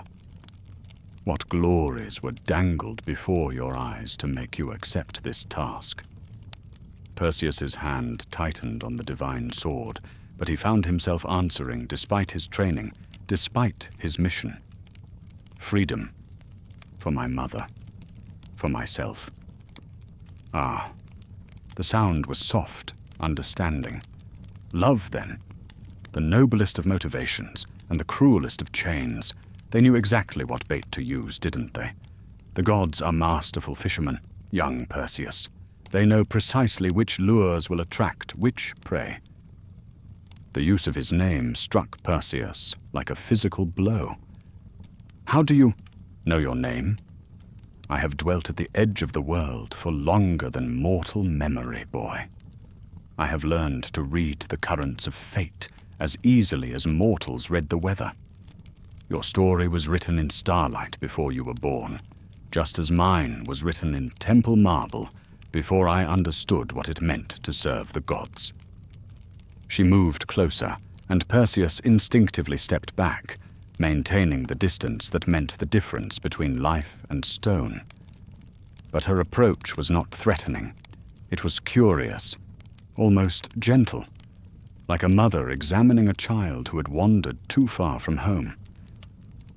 "Tell me," she said, "when this is over, when you carry my head back to those who sent you, what do you think will happen? Do you believe they will welcome you as a hero? Do you think the glory will taste sweet when it is seasoned with the blood of the innocent?" Perseus wanted to answer with certainty, to declare that right was right, and duty was duty, but the words would not come. In the reflection of his shield, he could see Medusa's face, not just the serpents and the curse, but the woman beneath, the victim who had been transformed into a weapon and then targeted for destruction because she had become too dangerous to ignore. "I have to," he whispered, and the admission felt like a confession. "Yes," Medusa agreed, her voice infinitely sad. "You do. We all do what we have to do, young hero. That is the tragedy of us all. Gods and mortals, monsters and heroes. We are all bound by chains we cannot see, driven by purposes we did not choose." She raised her arms then, not in attack, but in something that looked almost like benediction. "Very well, Perseus, son of Zeus. Let us finish this dance that was choreographed before either of us drew breath. But know this, when you take my head, you take with it all the sorrow I have carried, all the deaths I have witnessed, all the loneliness I have endured. My curse does not end with my death. It transforms, becomes something new, something that will follow you for the rest of your days." The moment hung between them like a soap bubble, fragile and rainbow-shot and heartbreakingly temporary. Perseus could feel the weight of destiny pressing down upon them both, the inexorable machinery of fate grinding toward its predetermined conclusion. In the reflection of Athena's shield, he saw Medusa close her eyes, saw the serpents in her hair grow still, saw her prepare herself for the ending that had always been written in the stars. And in that moment, Perseus understood that he was not just about to kill a monster. He was about to murder a victim, to become the final link in a chain of injustice that stretched back to the violated sanctity of Athena's temple.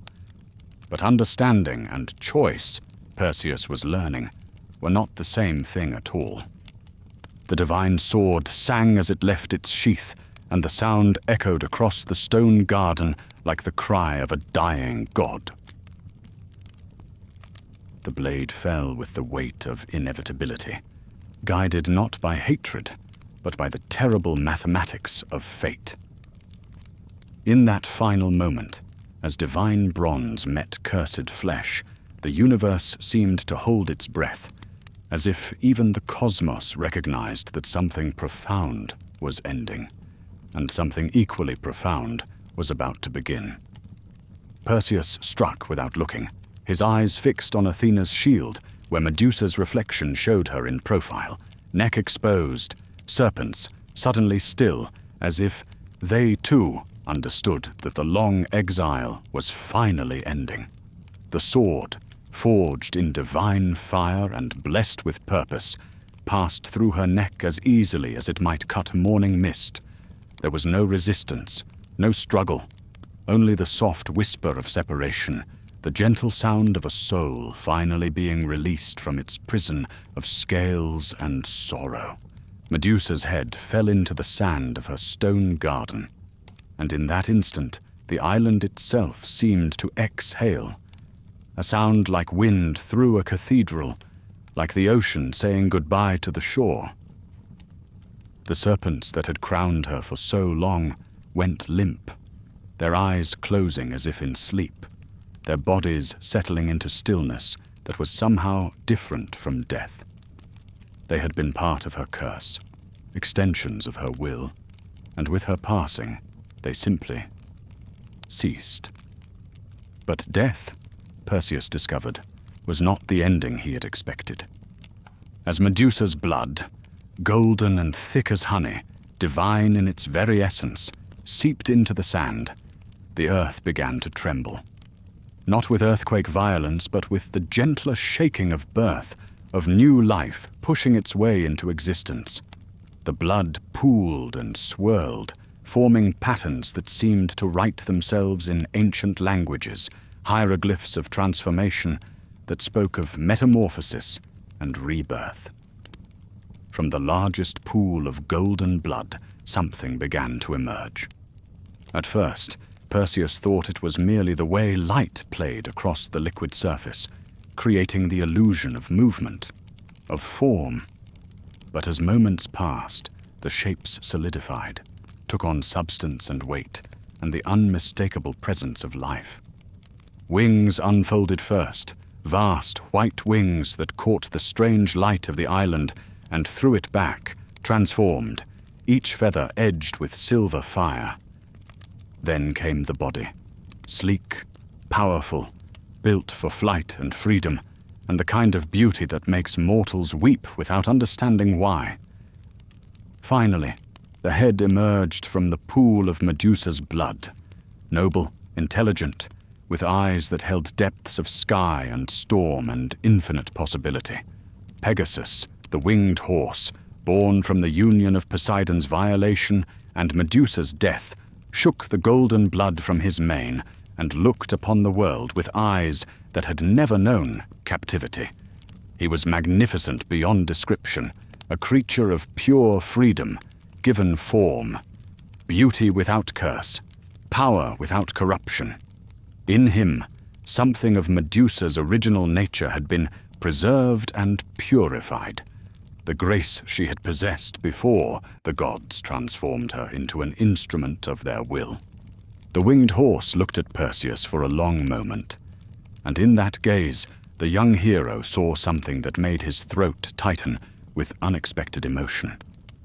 There was no accusation in those deep eyes, no anger for what Perseus had done. Instead, there was something that might have been gratitude, as if Pegasus understood that his birth had required his mother's death. that freedom sometimes comes only through the ending of bondage.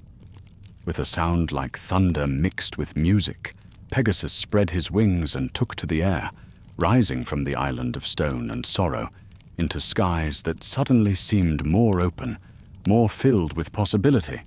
He circled once, a white star against the darkening heavens, and then flew west toward horizons that had no names, carrying with him something of his mother's spirit transformed into pure liberty. Perseus watched until the winged horse became a speck of light against the stars, and then turned his attention to the task that remained. Medusa's head lay in the sand, her eyes closed, her face peaceful in a way that suggested death had come as a release rather than a defeat. Even severed from her body, even drained of the life that had animated it, her head retained a terrible beauty and a more terrible power. The serpents that had served as her hair hung limp and still, but Perseus could sense the potential that still resided in them. The curse that had not died with her death, but had instead crystallized into something more portable, more useful to those who understood how to wield such forces. This was what the gods had truly wanted. Not the ending of Medusa's threat, but the harvesting of her power for their own purposes. With hands that trembled only slightly, Perseus lifted the severed head and placed it in the magical bag given to him by the Hesperides. The moment it disappeared within the enchanted leather, he felt the change, a weight that was not merely physical, but spiritual, a burden that would travel with him for the rest of his days. He had become the bearer of a weapon that could turn armies to stone, a force of destruction contained in a simple bag slung across his shoulder. But the power came with a price, as power always does. As Perseus prepared to leave the island, he began to understand what Medusa had meant when she spoke of curses that transform rather than end. He could feel her presence in the bag, not as consciousness, but as potential, as a force that would influence everything he touched, every battle he fought, every choice he made. The blood that remained on the ground where she had fallen began to work its own transformations. Where it touched the stone figures of her former victims, cracks appeared, not of destruction, but of release. One by one, the petrified began to crumble, their stone prisons breaking apart to reveal nothing. The people who had been trapped within were long gone, their souls freed by Medusa's death to continue whatever journey death had prepared for them. But from some drops of blood, other creatures began to emerge, serpents of unusual beauty and intelligence, small dragons that would fly to distant lands and become the foundation of new legends, coral snakes whose patterns would inspire artists for millennia to come. Medusa's death was not just an ending, but a scattering of seeds, a spreading of her essence into forms that would carry forward some fragment of her story. As Perseus rose into the air on his winged sandals, the bag containing Medusa's head secure at his side, he looked back once at the island that had been her prison and her kingdom. Already it was beginning to change, the unnatural mist clearing, the oppressive weight of curse lifting like fog before the sun. What would it become now that its guardian was gone? Would it sink back into the sea? Would it transform into something new? Or would it simply become another island, remarkable only for the strange formations of stone that dotted its shores? The flight back toward the world of mortals felt different from his journey out. The air itself seemed to carry new weight, new possibilities and new dangers. Perseus could feel the power of Medusa's head pulsing gently against his hip, a constant reminder of what he had done and what he now carried. It was a weapon, yes, but it was also a responsibility. the crystallized essence of divine injustice, the preserved remnant of a victim transformed into an instrument of power. As the familiar stars of the Mediterranean sky began to appear overhead, Perseus found himself thinking not of the glory that awaited him, not of the freedom he had won for his mother, but of Medusa's final words. She had been right about the curse not ending with her death. It had simply changed form, become something that would follow him, influence him, mark every triumph with the shadow of the tragedy that had made it possible. Behind him, the island of the Gorgons faded into darkness, taking with it the last traces of a story that had begun with violation in a temple and ended with transformation in a garden of stone. But the story itself was not over. It was simply entering a new chapter, one in which the victim's power would serve the purposes of those who had never understood the price of their ambitions. In the magical bag at his side, Medusa's head seemed to pulse once, gently, like a heart remembering how to beat. And in that pulse, Perseus heard an echo of her voice, carrying across the darkness words that would haunt him for the rest of his days. My curse does not end with my death. It transforms, becomes something new, something that will follow you for the rest of your days. The hero's journey home had begun, but Perseus was beginning to understand that some journeys have no true ending, only transformations, endless transformations, stretching forward into a future that would be forever marked by the choices made in a garden of stone at the edge of the world. The story should have ended with Perseus's triumphant return to Seriphos, with the petrification of King Polydectes and the freedom of his mother Danae.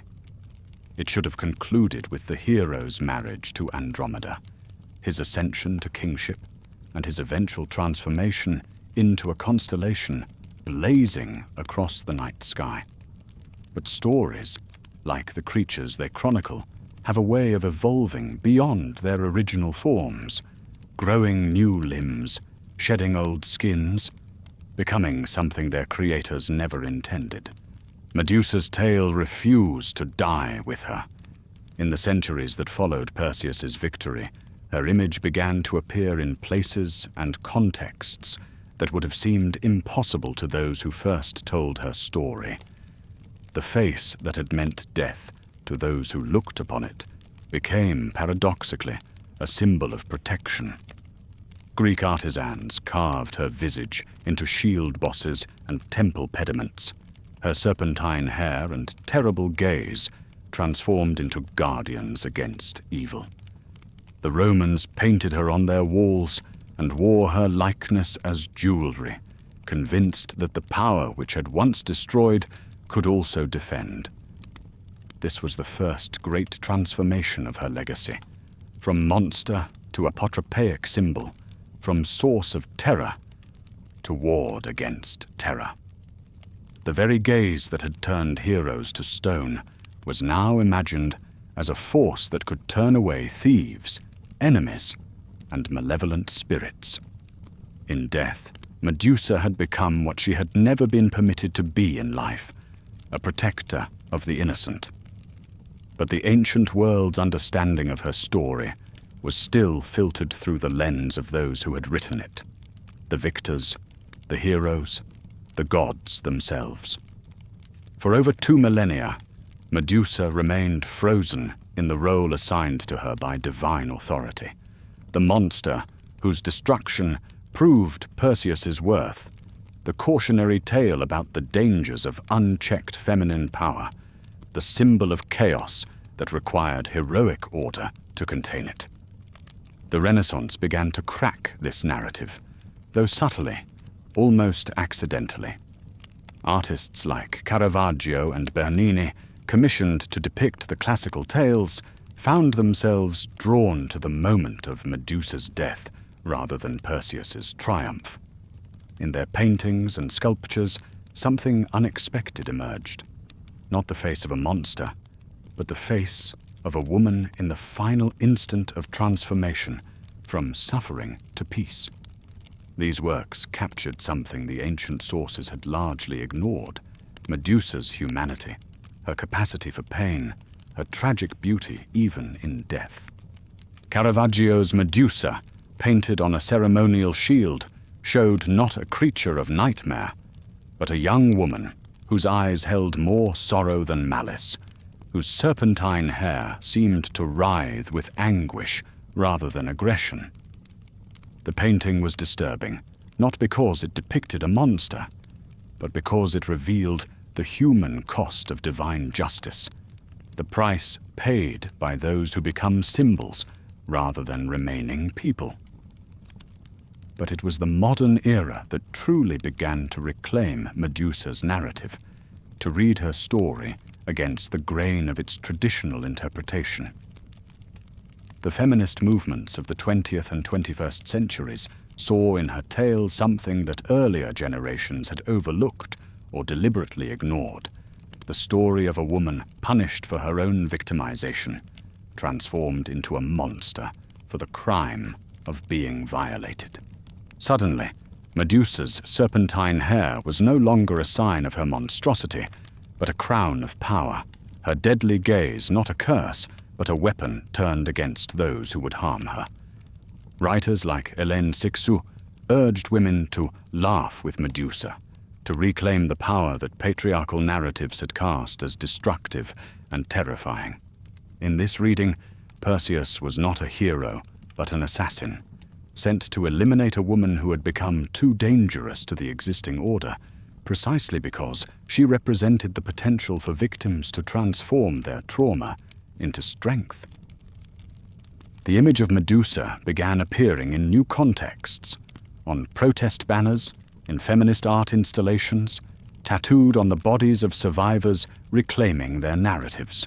Her face, once carved into ancient shields to ward off enemies, now appeared on modern shields, the logos of organizations supporting survivors of sexual violence, the emblems of movements demanding justice for the silenced and the blamed.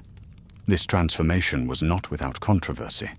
Traditional scholars argued that projecting modern sensibilities onto ancient myths distorted their original meanings, that turning Medusa into a feminist icon required ignoring crucial elements of her story.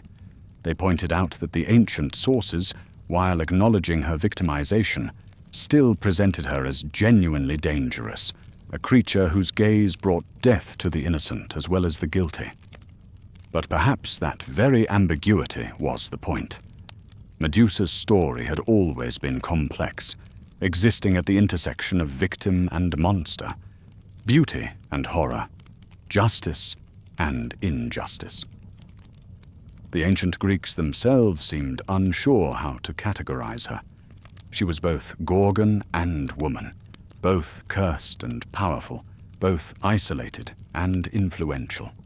Her narrative contained contradictions that at different eras resolved in different ways, depending on their own understanding of power, trauma, and transformation.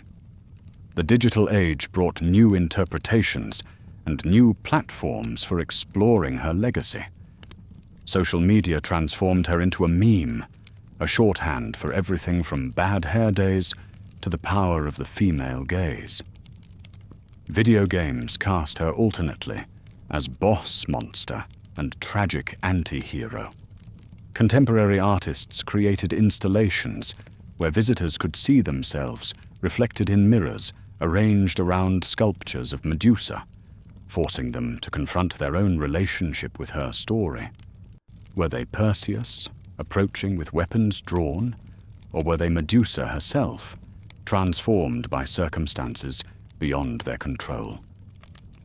Perhaps most significantly, survivors of trauma began to identify with Medusa not as a monster to be slain, but as a figure who had found a way to survive transformation, who had learned to live with changes forced upon her by others' actions. In support groups and therapy sessions, in art therapy and healing workshops, Her image became a symbol of the complex process of surviving victimization, the way trauma can isolate, the way it can transform one's relationship with others, but also the way it can become a source of strength and self-protection.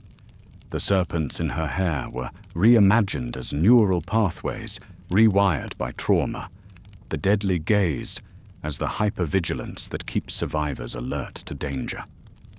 Her stone garden became a metaphor for the way trauma can freeze moments in time, preserving them with crystalline clarity while simultaneously draining them of life. In this reading, Perseus was not a hero, but a representative of a society that would rather eliminate the transformed victim than address the circumstances that created her transformation. Yet even these modern interpretations struggled with the fundamental ambiguity at the heart of Medusa's story. She remained, inescapably, both victim and victimizer, both wronged and dangerous. The people who turned to stone in her presence were not all heroes seeking glory. Some were simply unlucky, caught in the wrong place at the wrong time, transformed into casualties of her survival. This moral complexity made her a more interesting figure than simple victimhood or straightforward monstrosity would allow, but it also made her a more troubling one. Contemporary retellings of her story often attempted to resolve this tension by providing her with agency in her transformation, suggesting that she chose to become the Gorgon as a means of self-protection, or that her deadly gaze was something she could control, deployed only against those who meant her harm. These versions offered more satisfying narratives of empowerment, but they sometimes lost the tragic weight of the original, the sense that Medusa was trapped by circumstances beyond her control, that her power came at a cost she would not have chosen to pay. The truth, perhaps, lay somewhere between these interpretations. Medusa's story resonated across centuries and cultures because it captured something essential about the human experience of trauma and transformation. People could see in her tale their own struggles with victimization and survival, their own complex relationships with power and powerlessness, their own experiences of being changed by circumstances beyond their control. Her legacy lived on not just in art and literature, but in the stones themselves, in the statues that still bore her image, in the architectural elements that incorporated her face, in the jewelry and decorative objects that transformed her likeness into ornament. Each representation was a kind of petrification, a freezing of her story into a particular moment, a specific interpretation. Yet taken together, they formed a kind of gallery of human understanding, a museum of the ways different cultures had tried to make sense of her tragedy.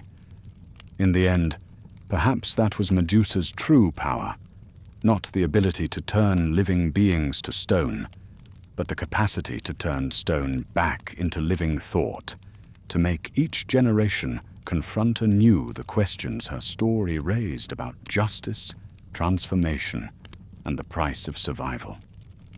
She had become not just a character in an ancient myth, but a mirror in which humanity could examine its own reflection, seeing sometimes the victim, sometimes the monster, sometimes the hero, sometimes the one who wields the blade. The serpents in her hair continued to writhe, not with life, but with meaning, coiling around new interpretations, shedding old skins to reveal fresh possibilities underneath. And in galleries and museums, in books and films, in the conversations of those who found in her story an echo of their own, Medusa lived on, transformed, transforming, eternally becoming something new while remaining forever herself. In the quiet hours before dawn, when the world exists in that liminal space between sleeping and waking, between darkness and light, we might imagine Medusa as she truly was, Not the monster of legend, not the feminist icon of modern interpretation, not the protective symbol carved into ancient stone, but simply a woman whose story became larger than her life, whose tragedy transcended the boundaries of time and culture to become something approaching universal truth. Her tale, when stripped of its mythological grandeur and examined in the harsh light of moral scrutiny, reveals uncomfortable truths about the nature of power, the mechanics of victim blaming, and the way societies create monsters from the very people they have failed to protect. It is a story that asks us to confront our own complicity in systems that punish the wronged while rewarding those who wrong them, that transform survivors into symbols rather than treating them as people deserving of justice and compassion. But perhaps the most profound aspect of Medusa's story is not what it tells us about ancient Greece or divine justice or the heroic ideal, but what it reveals about the nature of transformation itself. She was changed by forces beyond her control, turned into something she never chose to become, yet she found a way to exist within that transformation, to create meaning from meaninglessness, to build a kind of life even in exile and isolation.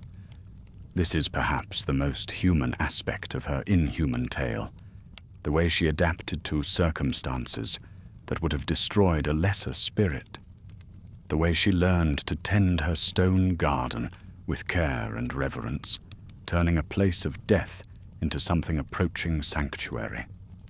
In her gentleness toward the petrified, in her acceptance of her role as guardian of the transformed, we see not monstrosity, but a kind of tragic grace, a dignity that survived even the most complete destruction of her original self.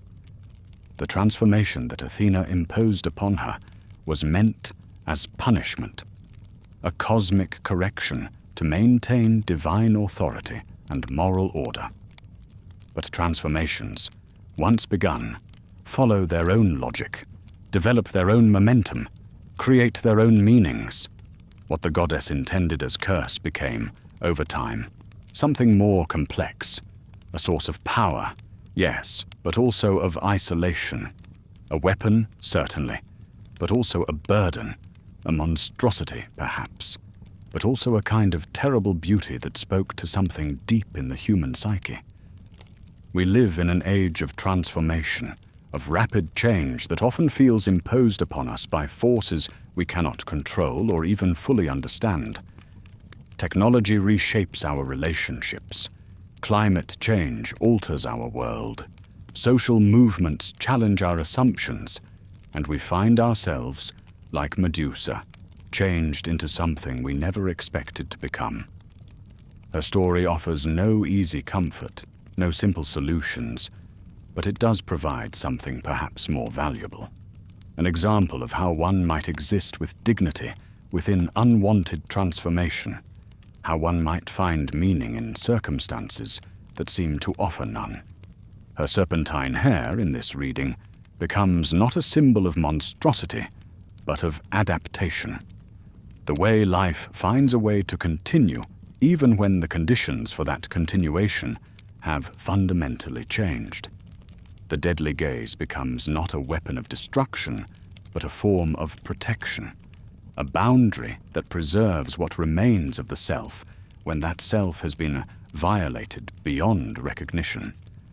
The stone garden becomes not a monument to destruction, but a place of remembrance, where the transformed can honor those who did not survive their own transformations.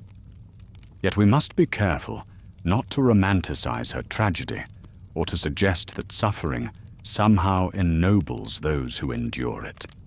Medusa's story is not a celebration of victimhood or a glorification of survival. It is a recognition that some experiences change us so fundamentally that we can never return to who we were before, and that the work of being human continues even after such changes occur. Her dignity lies not in what was done to her, but in how she chose to exist afterward. not in her transformation, but in her response to it. The moral complexity of her relationship with Perseus, too, offers no simple resolutions. He was both her killer and, in some sense, her liberator.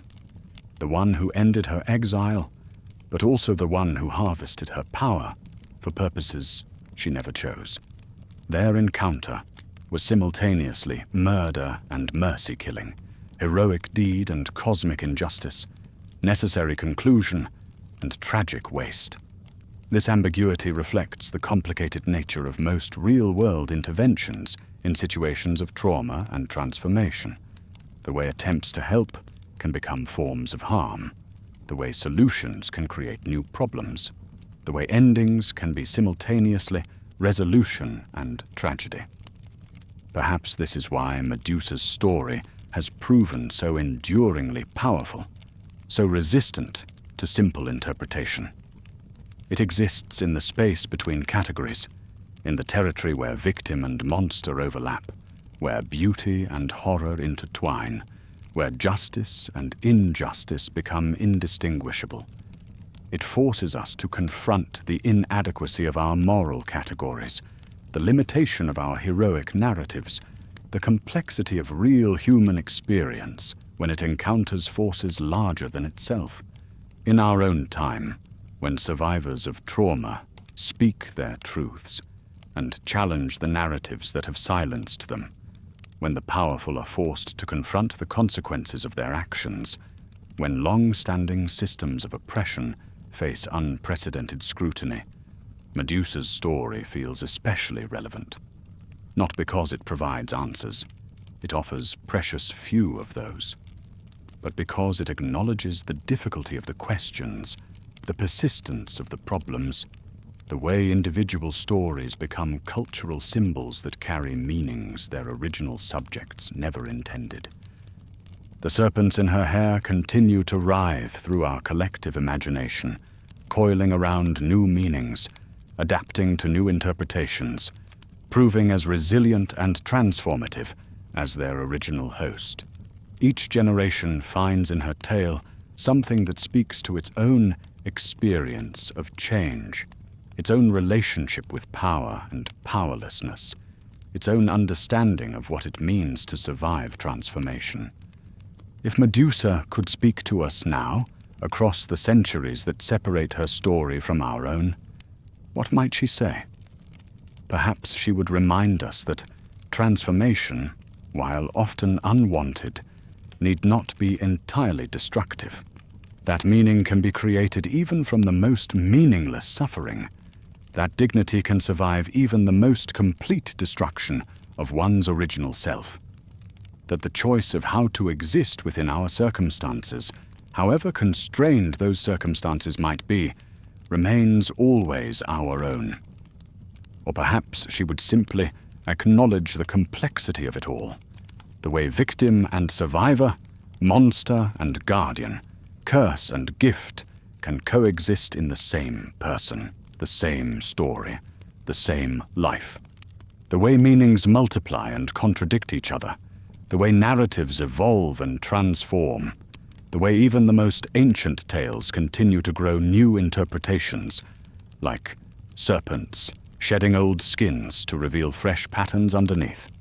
In the end, Medusa's tragedy is not just her own, but ours as well.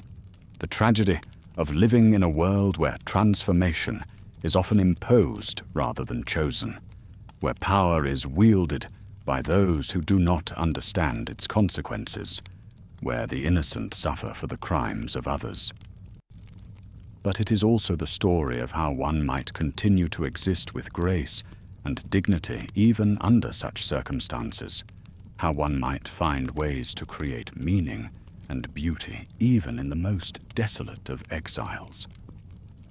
The stone garden still blooms, tended by invisible hands, watered by tears that have turned to crystal, growing flowers that exist only in memory and story. And in that eternal garden, where time moves differently, and the rules of ordinary existence bend and sometimes break, Medusa continues her vigil. not the monster of legend, not the symbol of modern reinterpretation, but something more complex and more human. A woman who was changed by forces beyond her control and who found a way, against all odds, to make that change mean something more than mere destruction. Her story asks us to look, not with the deadly gaze that turns flesh to stone, but with the kind of seeing that transforms stone back into flesh, that finds the human heart still beating beneath the surface of even the most terrible transformations. And in that looking, in that seeing, we might discover not answers, but something perhaps more valuable. The recognition that we are all, in our own ways, the one who wields the blade and the one who bears the curse, the hero and the monster, the teller and the told. And so we reach the end of our journey through the stone garden of memory, where the serpents have finally ceased their writhing, and the deadly gaze has closed in eternal sleep. But like all the best stories, the ones that burrow deep into our consciousness and refuse to be forgotten, Medusa's tale doesn't truly end. It simply transforms, taking on new shapes in each mind that encounters it, growing new meanings like coral in the depths of an ancient sea. Tonight, we've walked through the shadows of divine temples and mortal halls, witnessed the birth of monsters and the death of innocence, traced the evolution of a story that began with violation and ended with something that might, in its own complex way, be called redemption. We've seen how myths adapt and survive, how they shed their old interpretations like serpents shedding skin, revealing fresh patterns underneath that speak to each generation's particular wounds and wonders. In the silence that follows every story's end, in the space between the last word and the return to ordinary consciousness, we might ask ourselves what we carry away from this garden of stone and sorrow. Perhaps it's a deeper understanding of the price of transformation, or a renewed recognition of the complexity that lies beneath even our most familiar tales. Perhaps it's simply the knowledge that some stories refuse to be simplified, that some truths can only be approached through the winding paths of myth and metaphor. The ancient Greeks had a word, catharsis, for the purging of emotions that comes through witnessing tragedy. But Medusa's story offers something more complex than simple catharsis. It offers recognition, the uncomfortable acknowledgement that we are all capable of being both Perseus and Medusa, both the one who wields power and the one who suffers its consequences, both the hero of our own story and the monster in someone else's. If you found something in tonight's tale that resonates with your own experience, if the serpents in Medusa's hair have whispered truths that feel familiar, then perhaps you understand why these ancient stories continue to live and breathe in our modern world.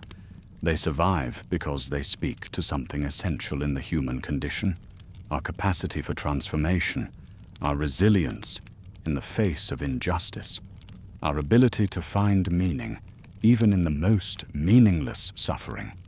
As always, if this journey through myth and memory has stirred something in you, if you'd like to explore more of the stories that shape our understanding of ourselves and our world, I invite you to like this video and subscribe for more deep dives into the darkness where truth and legend intertwine. Your support helps ensure that these ancient voices continue to find new listeners, that these timeless tales continue to evolve and transform. Next time, we'll venture into another corner of the mythological landscape, where different shadows fall and different truths wait to be discovered. Until then, remember that the most powerful stories are often the ones that refuse to give us easy answers, that challenge us to see the world and ourselves with new eyes.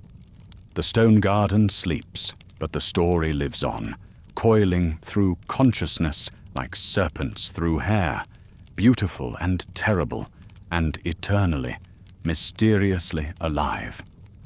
Sweet dreams, and thank you for joining me in the darkness, where the old stories never truly die. They just wait, patient as stone, for the next voice to give them breath, the next heart to give them meaning, the next mind to give them form.